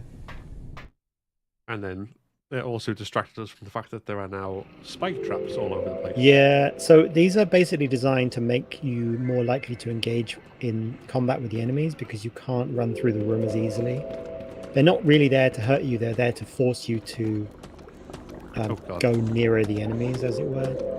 Which is happening right now as I speak. There you go. I don't know which way I want to go. Arcade? So if you want my routing advice now, I would say go all the way through to Haunted Hilltop and get the acid bottle from the dungeon. This is my personal choice of route that I find to be fairly efficient. then we will do that. I think we will do it via a save. Just Oh be yeah, safe. always a good idea. 'Cause It's raining now. having all those guys there as well, that takes down, like, that was always quite a convenient shortcut once the boss was gone as well. Escape combat. Right. Yeah, the whole game is more dangerous now, which is exactly what it's supposed to be. You've got to make choices about which enemies you want to kill in order to free up areas to be safe, but then you've got to balance it with your limited ammo, and then... Yeah. Nice. I think it's definitely good to see a good balance on a hard as well, because I don't know about you, but like certainly I've played a lot of games where all they do is like just go, right, we'll knock your HP down and we'll knock enemies' HP up. Yeah, and yeah, bullet yeah. sponges, and that's kind of the only consideration. I actually didn't give the enemies any more health because I balanced them around a certain number of shotgun shots and handgun shots, so I didn't want to change that. With the exception of the bosses and mini-bosses, that I did give them a bit more health. But yeah, I wanted to do it by actually giving them better AI. Mara does take a little bit more damage, a tiny bit more damage across the board though. Oh my goodness, we have got no medkits. How did this happen? We must have walked past them. That was very brave of you, and it actually worked. So I respect that. It was kind of like, if I try and run past, I'll probably fail, and if I yeah, no, it worked. I was if I impressed. go back, then there's the other one that's outside as well. Exactly. The good news is I'm pretty sure there's a healing item or two in this dungeon we can get. So she says a little line there that I think is often skipped past. She says, "I'm not good at computers," which is very much something that someone would say in 1990, but probably not anymore, because obviously everyone knows how to use a computer now.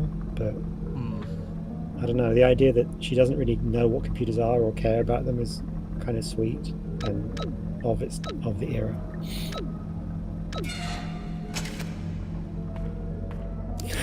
We're limping. It's all right. We'll get some medkits in a minute. Luckily, we did save. Right, so I'm just trying to remember like combinations of limbs. So the other one is there's wolf, cyclops, and serpent. So.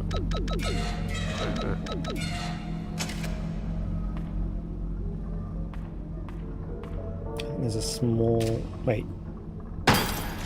Is that a large medkit? Oh, what a relief. Perfectly timed.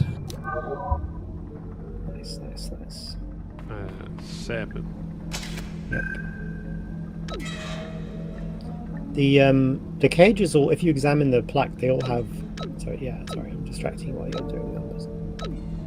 Oh yeah, it was. If you examine the plaque, the little text thing there, there's also a grenade down the side of that prison thing. If you didn't know, there you go. So yeah, there's a little text plaque with a button on the outside of each cage. If you just examine it. Oh yeah, because that tells you what the. Yes. So they all have a date. I don't know. They have a date that they were imprisoned, I guess. And those dates, I tried to research appropriate dates. So, like for instance, the serpent one is the approximate date of the Garden of Eden itself, and it's kind of fascinating how recent it's supposed to be, you know, in the grand lexicon of planet Earth. When I was first in here, I think it was before I got the computer disc, so I hadn't really used that. I was looking at it because you can obviously press this thing and yeah, and you see a little hologram. Yeah, and I was looking at them and looking at the dates and trying to decipher if there was an order to press them in to do something. Yeah, I've heard people say they thought the dates were part of the puzzle. They're just flavor text, and ultimately it's just about how many limbs they have. Okay. Right, I'm gonna go with this. Yeah, I would recommend that. So we're gonna head to the underground now. There's a guy right outside the other door. Yeah, there's guys in here now as well. Assuming we finished talking to Natalie, which I think we did. Watch out. Oh, bloody hell. Watch out. Hey, you never opened this door. We can't go through this way. Oh man. Oh, That's damn. unfortunate. Oh no, we got hit like 4 times. Oh, I should have reminded you to open that door, but it slipped my mind. I did see it. I can think I need to open that, and then maybe I I did probably it distracted and then you by died. talking to you. You know, I don't know. I feel like you're doing hard mode for the first time whilst being kind of like semi-distracted. So it's ultra hard mode. You know. Yeah, hard mode whilst not paying entirely full It's attention. definitely a handicap to have. Like, yes, I can give you tips, but also I'm just fully distracting you. So if you want to go through to the underground, you'd need to go through the haunted manor the other way. But I need to go to. Yeah, I need to acid the fairy's head. you haven't got any acid yet. It's empty. Oh, no, you're right. Yes. So we need to go underground. That's very true. Optimally, you do pass through the dungeon and go through the Iron Maiden, but we never open that gate, so it doesn't help us right now. So if we want to go through to the northeast corridor, which is where I would go, we just have to go through the haunted manor instead.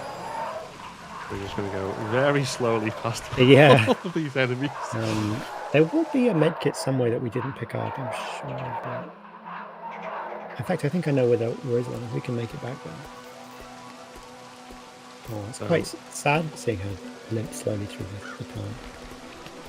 But I am resisting the urge to, I'm going to die. That's it.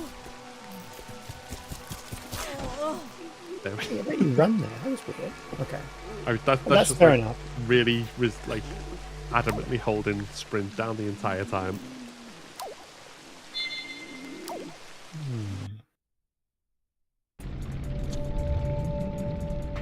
All right. I mean, I could, if I was being cheesy, you could do. Go for it. Doesn't bother me. We've got 15 minutes left, right? So let's have some fun. Yeah, I mean, hard mode plus bonus items is its own kind of flavor of like get revenge on the game a little bit, you know. Let's do it. They do lower your rank, but we've already decided we're not shooting for an S rank, so go crazy.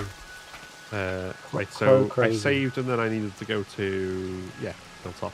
Yeah, we're just passing all the way through to the east.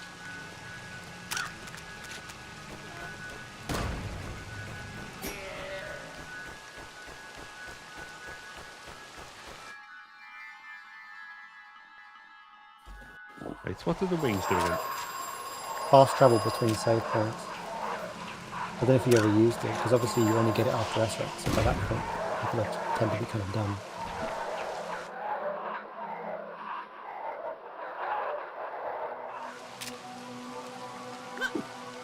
Oh yeah, and I think that's the main one that would have probably...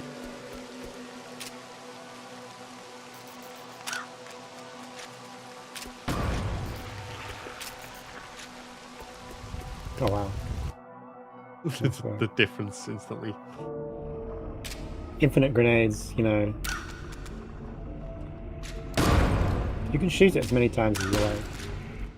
Obviously, if they bounce back and go near you, then it can hurt you. So it is a potentially dangerous weapon to spam, but it's also quite fun to spam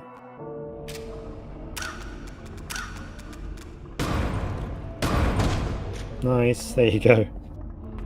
We're fighting back a little bit here against, you know, hard mode.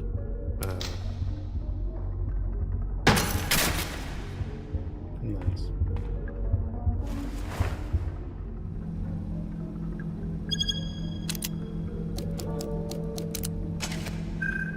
So 2. Cyclops. Yeah.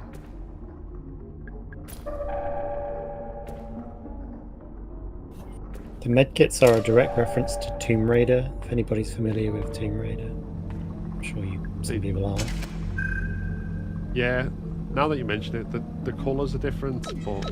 Yeah, the colours are like different, but the two shapes of the small and large medkit are exactly what Tomb Raider uses. I've always felt it was a really good visual language, so I just copied it.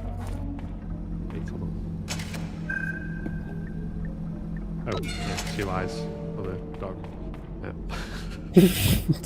Classic dog with 2 eyes. I should have done a Cerberus with 3 heads and 6 eyes. Ew. That's mermaid. Wait, no, that's not. Yeah, we did that one. Which one are you aiming for now?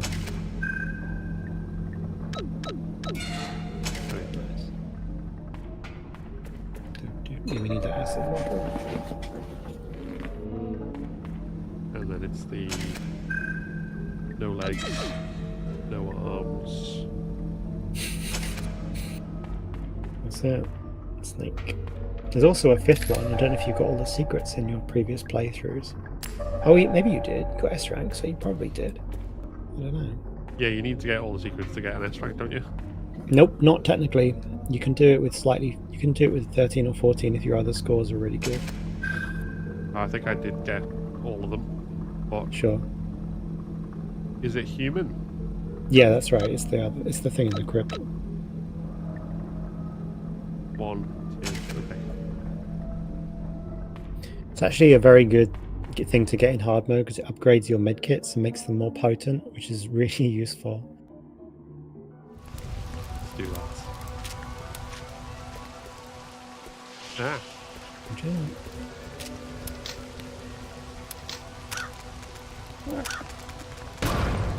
That crow launcher is supposed to kind of look and feel like the kind of weapon that an action figure would have. You know how like Batman action figures always have a little shooting thing that fires off and gets lost under the sofa? That's the inspiration for that crow launcher. Oh, nice. Yeah, it definitely feels like...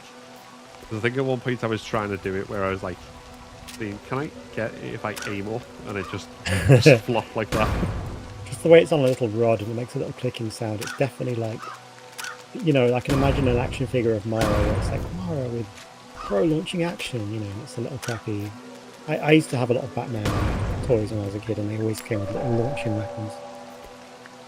Just thinking about it now is weird because Batman doesn't use guns, but... You want to go in the crypt and get the yes, the secret? That's yeah, there we go. I was just getting myself lost and going, where do I need to go? But it's over here. So this is where I had my model of a woman in a bikini from. So she's an existing thing in the game. It's a wax figure, but still. So all those pin-ups in the hallway are actually her redressed and relit. Fun fact.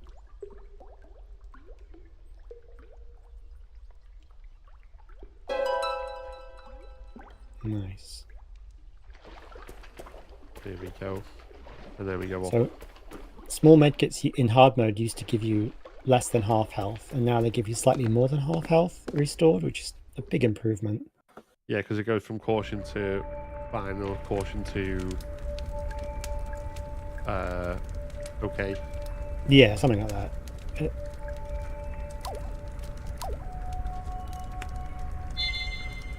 Right, so have we got time to go underground, we think? Yeah, you can go that way. I'm just kind of conscious of like where I don't want to keep you all night or anything, but... No, it's okay, let's play a bit more. I'm not like desperately waiting to rush off then. Now that we've got the rocket launcher out. Yeah, we can move along at a bit more of a pace now. Wow, destroyed. The way he's just like a scattering of limbs.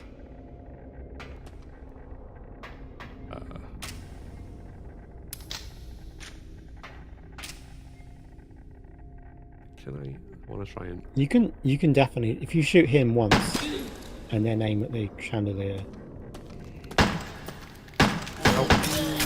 That was unfortunate. You had it. I think she weapon swayed away from it, which was bad luck. Oh my goodness.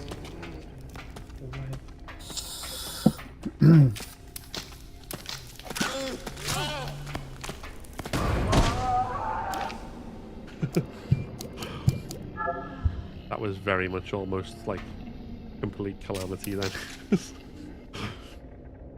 Okay, so acid bottle, We can't go in any of the root rooms yet. You need to turn the switch on, which is in northwest. So you're on the opposite side of the map. So you've got to go round. Okay, so we'll go southwest Either way. and then up north. Yeah. Up north.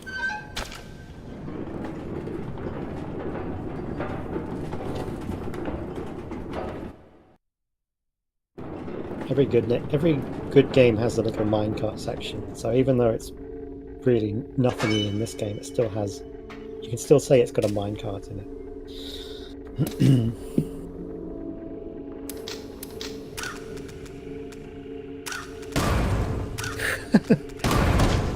It definitely works. Oh, watch out. It almost got me then. Oh. Evil baby. Evil baby. It's actually it's not a bug, but it's an oversight in the code, and that's that the Crow launcher currently doesn't make any noise, which is to say that enemies that are triggered by noise don't know it's there. So that baby, for instance, that goblin guy, he doesn't hear it when you shoot it, so he's not aggroed by it at all. To be honest, I'll probably fix that, so don't get used to it. Don't get used to it. It will change. Yeah, I just never thought about it. Weapons are supposed to trigger a noise variable.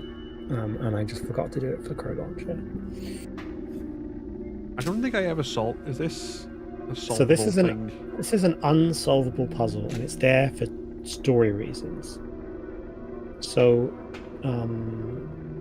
it's something that Mara just gives up on. But when you go into the center later, there's somebody there who could only have got in through somewhere else. So that's how they get in. Oh, okay, yeah, because I did see it and I never solved it. I don't think so. That was where I was kind of Yeah, a few people have messaged me and said, "How do you solve this? Can you use it to skip to the end of the game?" And the answer is no. It's there for story reasons.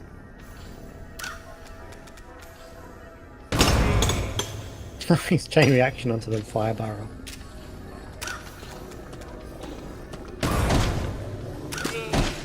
Nice. I think that swinging hook might be the most video gamey thing in all of Crow Country. It's the kind of thing you'd see in a platformer or something. Yes, that has definitely gotten me before, I think. Nice shot.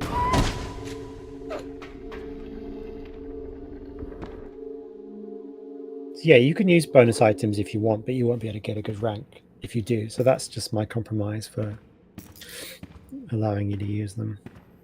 Yeah, I think I do need to try and beat it without, but I think it was more kind of taking advantage of having you here, like get to more areas where we can talk. Yeah. You definitely want to sort of take it slow and focus and be really careful and everything that we're not doing right now, you know, for the sake of the stream. And then... There he is. Oh, slapped. This guy's got a bit more health than hard mode. Just to make it less. A bit less. You've got a bit less health right now.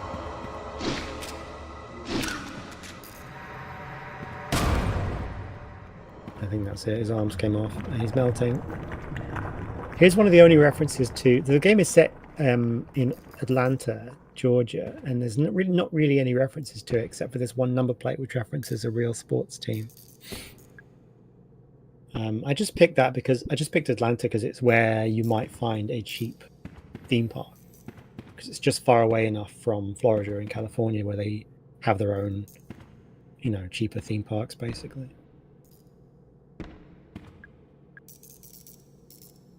Yeah, it's got that feel to it. 3626. So it's on the number plate that you've found. 2663. I think I don't know if anyone else does this, but yeah, I have these moments where like something really obvious in video games will often just pass me by it, and so I spent ages like strong arming that code because I didn't find the license plate. Well, I mean, that's it. If you don't want to kill the boss, or if you you can brute force it by working out the number from the 4 numbers. That was my way of saying, okay, you can skip the boss if you want, but it's not going to be easy. Which route do we want? You want to go in a few of them in order to progress. This one definitely is one of them. It's where we get our acid from.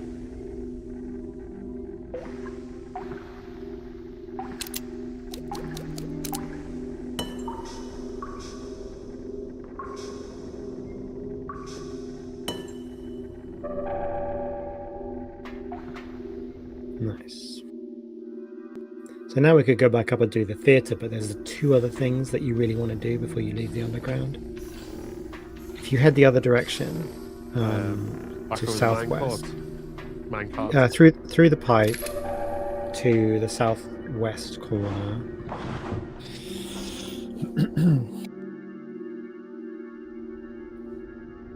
And then Harrison's bike is there. I don't know why he took it down the elevator. He's attached to it, I guess. He's not got a bike lock. Right. He's worried about getting it stolen. And there's a puzzle here. Oh yeah. Another computer puzzle. With a convenient crack on the screen that hides the number. So these numbers add up to a combined number, but you can't see it because the screen is cracked. It's got to be, what does it say?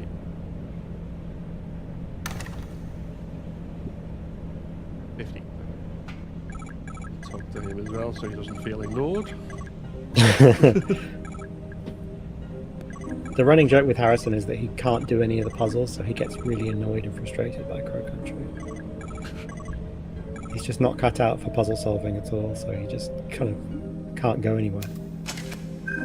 So there's actually loads of solutions to this puzzle. It's actual normal real math, so you can make 50 in a number of different ways using these 4 numbers. 20. You know what? I've never done that exact solution before. I think there's like 10 different things that work, honestly. Nice.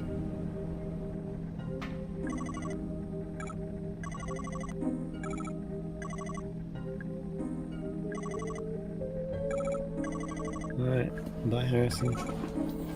I like how Mara says, "I'll help you," and then she just does it for him, and he's like, "Thanks." We've all been in that situation before. It's a very video gamey thing as well, right? It's like all the characters just stand around and look at you as the player, like, yeah. She's got Mara's by far the most capable person at Crow Country. She's actually working things out and unlocking doors, and everyone else just wanders around after that. Yeah, let's keep going. We can do a few more minutes, so let's go. Yeah, I'll be guided by you, so like, just when it gets like to the point where you're just like, all right, ready to. Let's wrap up the this segment at least. Save just in case I do screw up. Always worth saving. There's nothing in here besides the map, is there? I think 12 saves is the number that it goes to before it stops docking more points from the rank, which is to say that our rank score for saves is now 0, so it can't go any lower. So what I'm saying is, if you've done 12 saves, you may as well do 100, basically, in terms of rank. Well, that's going to be the main achievement we can take away from this stream. We can't get a lowest possible score at this point. Yeah. Use bonus the rank items. only goes down to C, because I feel like anything lower than C is actively insulting. If you finish a game and it gives you a D, you might be kind of sad about it. Whereas if it gives you a C, you're like, okay, it's a passing grade, fair enough. Yeah, well, a D is more. I mean, I suppose D technically is still passes, but yeah, not for me. I don't know. It sounds D is like you did bad. You did it wrong. So yeah, just go C, C plus B, B plus A plus S, S plus. Yeah. So that's the room with Tolman and Marvin arguing. You don't actually have to go in here. There's no benefit to it, except for the item box on the left, I guess. But we're less in need of ammo now that we're using the Crow launcher. So you've managed to stock up a healthy 32 handgun ammo by using the Crow launcher for a while. We've certainly upset the delicate balance of hard mode, but that's completely fine. It's there to be used. Are there any more routes we want to go in? Yeah, before we one go more. back? Let's go through one more, and then we've got to blow up the generator to unelectrify the door. Okay, let's do that then. So that's Route Sunday.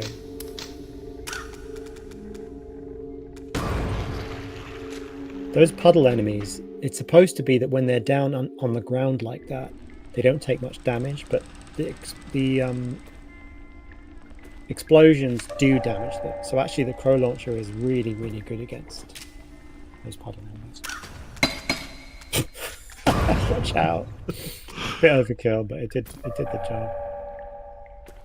I like that if you examine that, Mara doesn't know how to turn it off because it's such an old piece of machinery that she just doesn't know what any of the knobs do. So she's left only with the solution of just shoot it and blow it up, which does work. Yeah, I could have hit it with. Oh God! You know what? I'm not sure that would have worked. I think I may have forgotten to put in the code for that. Maybe.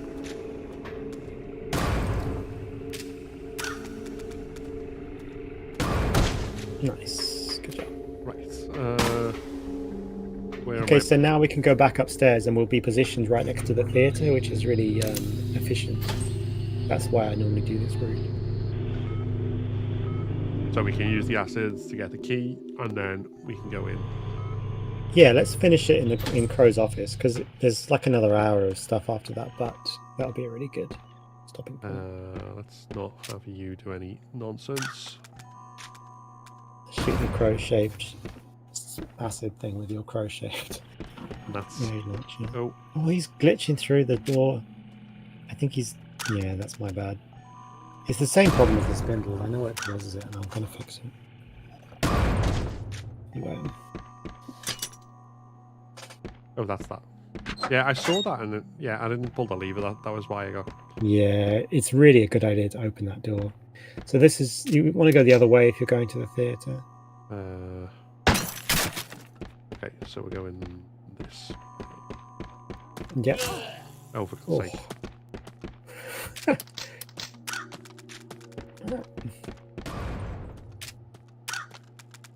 Nice, that'll do.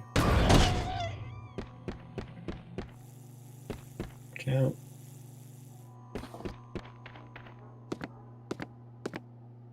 So you can actually melt the fairy's head with the flamethrower instead of the acid, and that's what the speedrunners do, because it means you don't have to go downstairs and get the acid.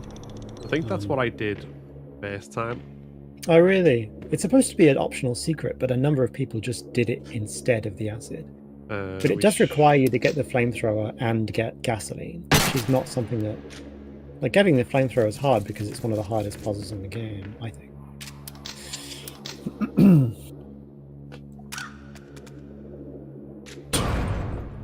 I don't think he's near it. Got him. Wait, I need to put the acid in over there. You see how the chairs in this theatre, some of them are there and some of them have been taken away? That actually randomizes every time you come into the room, which is kind of weird. I don't know why, but it does. Well, so every time you come into the theatre, it happens. It's intentional, but I probably should have just decided on a good layout and just stuck to it. But I used randomization to give me interesting layouts, and then I just kind of never committed to any of them. There's no reason why anybody would be moving those chairs. You got it. I like that she apologizes to the fairy as well. Yeah, Laura has a habit of talking to inanimate objects. I think it's something I do as well. Nice. You're supposed to feel bad about it. That fairy... Well, two things. One, she represents nature, and two, she's been your ally throughout the game, so it's a bit cruel that you melt her head to progress, you know. I knew that was going to happen. That one always gets every... It's like just out of view when you come around the corridor. Like, oh, for Watch out. God's sake. We've got a new little fight here. The cardboard boxes are gone, and you've got a goblin guarding the door. So you have to kind of engage with the lumber and the goblin here. A bit easier to do when you've got the throw. Ooh, careful.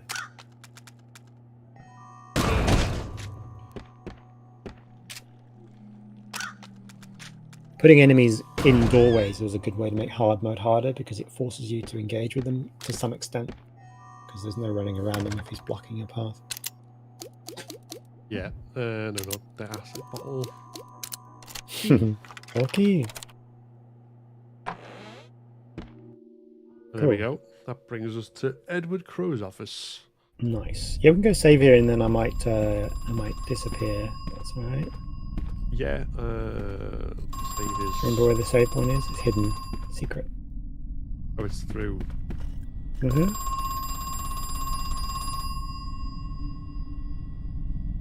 If I can remember how to get to it. You got it. Gold statue of Crow's wife there, just because, I don't know, he had a bunch of spare gold.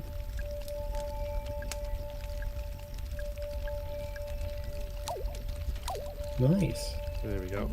Well, it's been an absolute pleasure doing this, and like, I know we obviously not necessarily the best gameplay on my part, but I think They did great.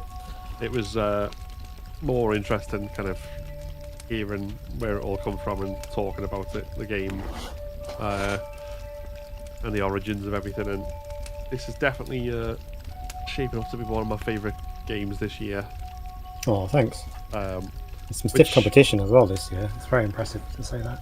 Yeah, I mean, this year's going to be a very good year as far as survival horror releases concerned, because I think, like, looking back through the last couple of years, we had like, Alyssa and Tormented Soul released in 2021, so there were two then. Signalis, Signalis, yeah. 2022. It was only really Alan Wake. Well, there's probably more as well. Resident Evil remakes, if you count those, which I do. Yeah. They're good. And then this year we've got yourself with Crow Country. There's also Conscript, Hollow Body, and Yep. Sorry We're Closed, which are all coming out. Which Yeah, no, it's happening. It's the um, revolution of horror survival. my favourite genre of all time is back with a vengeance. So Oh, good. And is this something you think you want to make more of? yeah, I'm desperate to make continually. another one. I really want to make another survival horror game that doesn't feel like Crow Country. I want to make one that's set in a different time period with different characters and a different vibe, different game mechanics. Like, that would be so fun for me. So yeah, I'm already writing in the background for next time. And we will be eagerly awaiting that as well. If it's anything like this in terms of quality, then definitely ready to devour it. Oh, thanks. But yeah, thank you very much for spending the time with us. It's been an absolute pleasure, and just I think there's something about being able to play that with that kind of unique perspective of the person who made it as well is always really refreshing. And Yeah, it was a lot of fun. for anyone who's watching, if you've not already tried Crow Country, I definitely recommend, if you're a horror fan of any kind, especially if you're a survival horror fan, then definitely do it. And the link is in the description, which also for some reason contains the about of Hellblade 2, because when copying it over from the last live stream, I left that in for some reason. Hellblade 2, yeah. But Right. we'll change that. But yeah, the link's there whether you want to buy it on PS5, Steam, or Xbox. Which has the Xbox hard mode been added now? I know that was. Yeah, no, I think it went up. It was like 1 day behind the others, just it took longer to go through. So, but yeah, I think it's up now. Yep. So thanks everyone for watching, and thanks again, Adam. And if you want more horror game content, tomorrow on this channel, Holster TV will be live playing through Alyssa on the PlayStation 5. So do be sure to check that out as well. And Awesome. We'll catch you next time. Thanks, everyone.